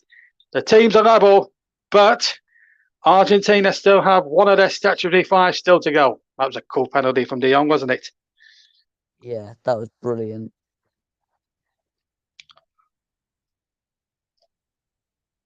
So now it all comes down to this. Yellow cards again being brandished, and that's a shame. Well, that just keeps in tune with the way the referees handle things, really. He lost control about 2 hours ago, if I'm being honest. But let's concentrate on the penalties now. If Martinez scores, it will be all over. Goalkeeper playing mind games now at this stage. I'm not even sure who got the yellow card, and quite frankly, I don't care at this point. All that matters now, if Martinez puts this away, Messi will be one step nearer his dream. And Argentina as well. This has to go in. Can the goalkeeper fall off the save? Martinez for Argentina! Argentina are in the semi-finals. It's been a marathon, but it's Argentina's night, on a night really where both teams have really not performed to their best. The Dutch were 2-0 down, got themselves into it, and then them two saves from Manny Martinez were enough to take them through. And to be quite frank, I just hope there's no there's more disgraceful scenes. Oh my word, this is kept in tune with everything. Messi's not joining in, thank God. He's enjoying the moment, and why not? But there are more disgusting fracas down below me. One can understand Holland's frustration, but their penalties, at least two of them, were diabolical. About Weghorst, he's got nothing to be too upset about. He did his bit. If some of his teammates didn't, Holland bow out. But it's Argentina who go through to play Croatia. Well, what drama have we had here tonight, Luke? It's been insane, but I mean, where is the kind of levels of kind of just common sense? And there's no need to keep fighting with people even after the game is done. Like, where is the sense in that? You've lost, deal with it. Yeah, well, I can understand Weghorst crying though. You know, he's done, to be fair, as a Burnley fan, I want to shed a tear or two for him as well. He's a nice guy, really, about Weghorst. I mean, he scored his penalty, and his 2 goals really got Holland back in the hunt, didn't it? And there's nothing you can legislate for a winning penalty like that. The goalkeeper, Moppart, went the wrong way. Nothing he could have done. But Argentina's luck holds firm. They do have a good record, incidentally, on penalty shootouts. Incidentally, they won 2 in Italy in 90. They famously beat England in 1998. They've certainly done it today. 4-3 they've won on penalties. Well, I think Luke Turton and I, after 2.5 hours of constant commentating, need to calm down off the clouds, if you like, and enjoy the moment. They're in a huddle now. I'm pleased to say there's no more shenanigans as far as the fight is concerned. One has to have sympathy for Wout Weghorst. He's in tears. He's upset. It wasn't him who let the team down today. One or two of his teammates. I'm afraid to say Virgil van Dijk's penalty was one of the worst things he's done as a player. But it's a shame when players miss penalties. But then I'm just glad it was won by a penalty success rather than a missed penalty. Because let's face it, no one wants to go out the World Cup missing a penalty. My thanks to Luke for sticking by me for 2.5 hours. Well, it's definitely Croatia and Argentina in the one semi-final, which you can hear on the TC Hub. The other one tomorrow, just to remind you, it's going to be Morocco against Poland. Join us at 3 o'clock for that one. And at 7 o'clock, Nicholas and Luke will be in the commentary box for England against France. And if them two games live up to the drama that we've had this afternoon and this evening, well, they'll have to go some, that's for sure. Well, it's finished 2-2 here, Nicholas. And Argentina sneak it by 4-3 after the statutory 5 penalties. I need to lie down. Nicholas, all yours. Thank you very much, JB. You go and take your lie down. You deserve it. Argentina get their revenge for 1998, and I have to say, Luke, those penalties were well taken. Yeah, the Argentina penalties were absolutely brilliant. I mean, they're put in places where the keepers will struggle. They really will struggle to save them, and you got to give Argentina credit for that. Scaloni got it right, didn't he? By putting on Messi early, and Messi was well rewarded with that. Yes, it makes sense to have your best player taking your penalty first. It takes the pressure off. You don't have to worry then because you've at least got one in the bag. Unlike with Van Dijk, where he totally messed it up. A defender should not be taking the first penalty, regardless of whether you're captain or not. It should be your best striker taking your first penalty. And honestly, it's paid for them tonight. Yes, it certainly has. And from I think the early part of the second half, the Netherlands were Holland was pretty much nowhere, and all I can say is I agree with you and JB. They completely paid for that, and the hype that they had in the build up to this, was all for nothing. Argentina make their way through to the semi-finals where they face Croatia, and it's a great and all I can say is that Messi takes another step closer to making it. To achieving his dream, which he so nearly did in 2014. But before we go, just a quick. But before we go, seeing as you're going to be with me for England against France tomorrow, how do you think England will do? How do you think England will do against France? Well, it's not going to be an easy game, Nicholas. They've got some really decent players in the France team, but I still think that we do have enough to potentially edge it in the positions going forward. If we take the game to France, then we've got more than enough up there to trouble their back line and Lloris. So, but I'm not going to call it this early. No, probably a good idea. I don't think I should call it this early either. My thanks to Luke and JB for bringing us their unique and brilliant commentary, and we're just about out of time. So before we go, it's Morocco. Just to remind you, it's Morocco against Portugal at 3 o'clock tomorrow with Russ and Luke as the commentators, and And tomorrow it's the big one, England against France, with myself and Luke on commentary. So it went from the worst game that I've ever seen in living memory to a game that was decided on penalties that were clinically and well done and well taken by Argentina. Even though it almost went to sudden death, Argentina just proved that they were the strongest out of the two. Thank you for listening.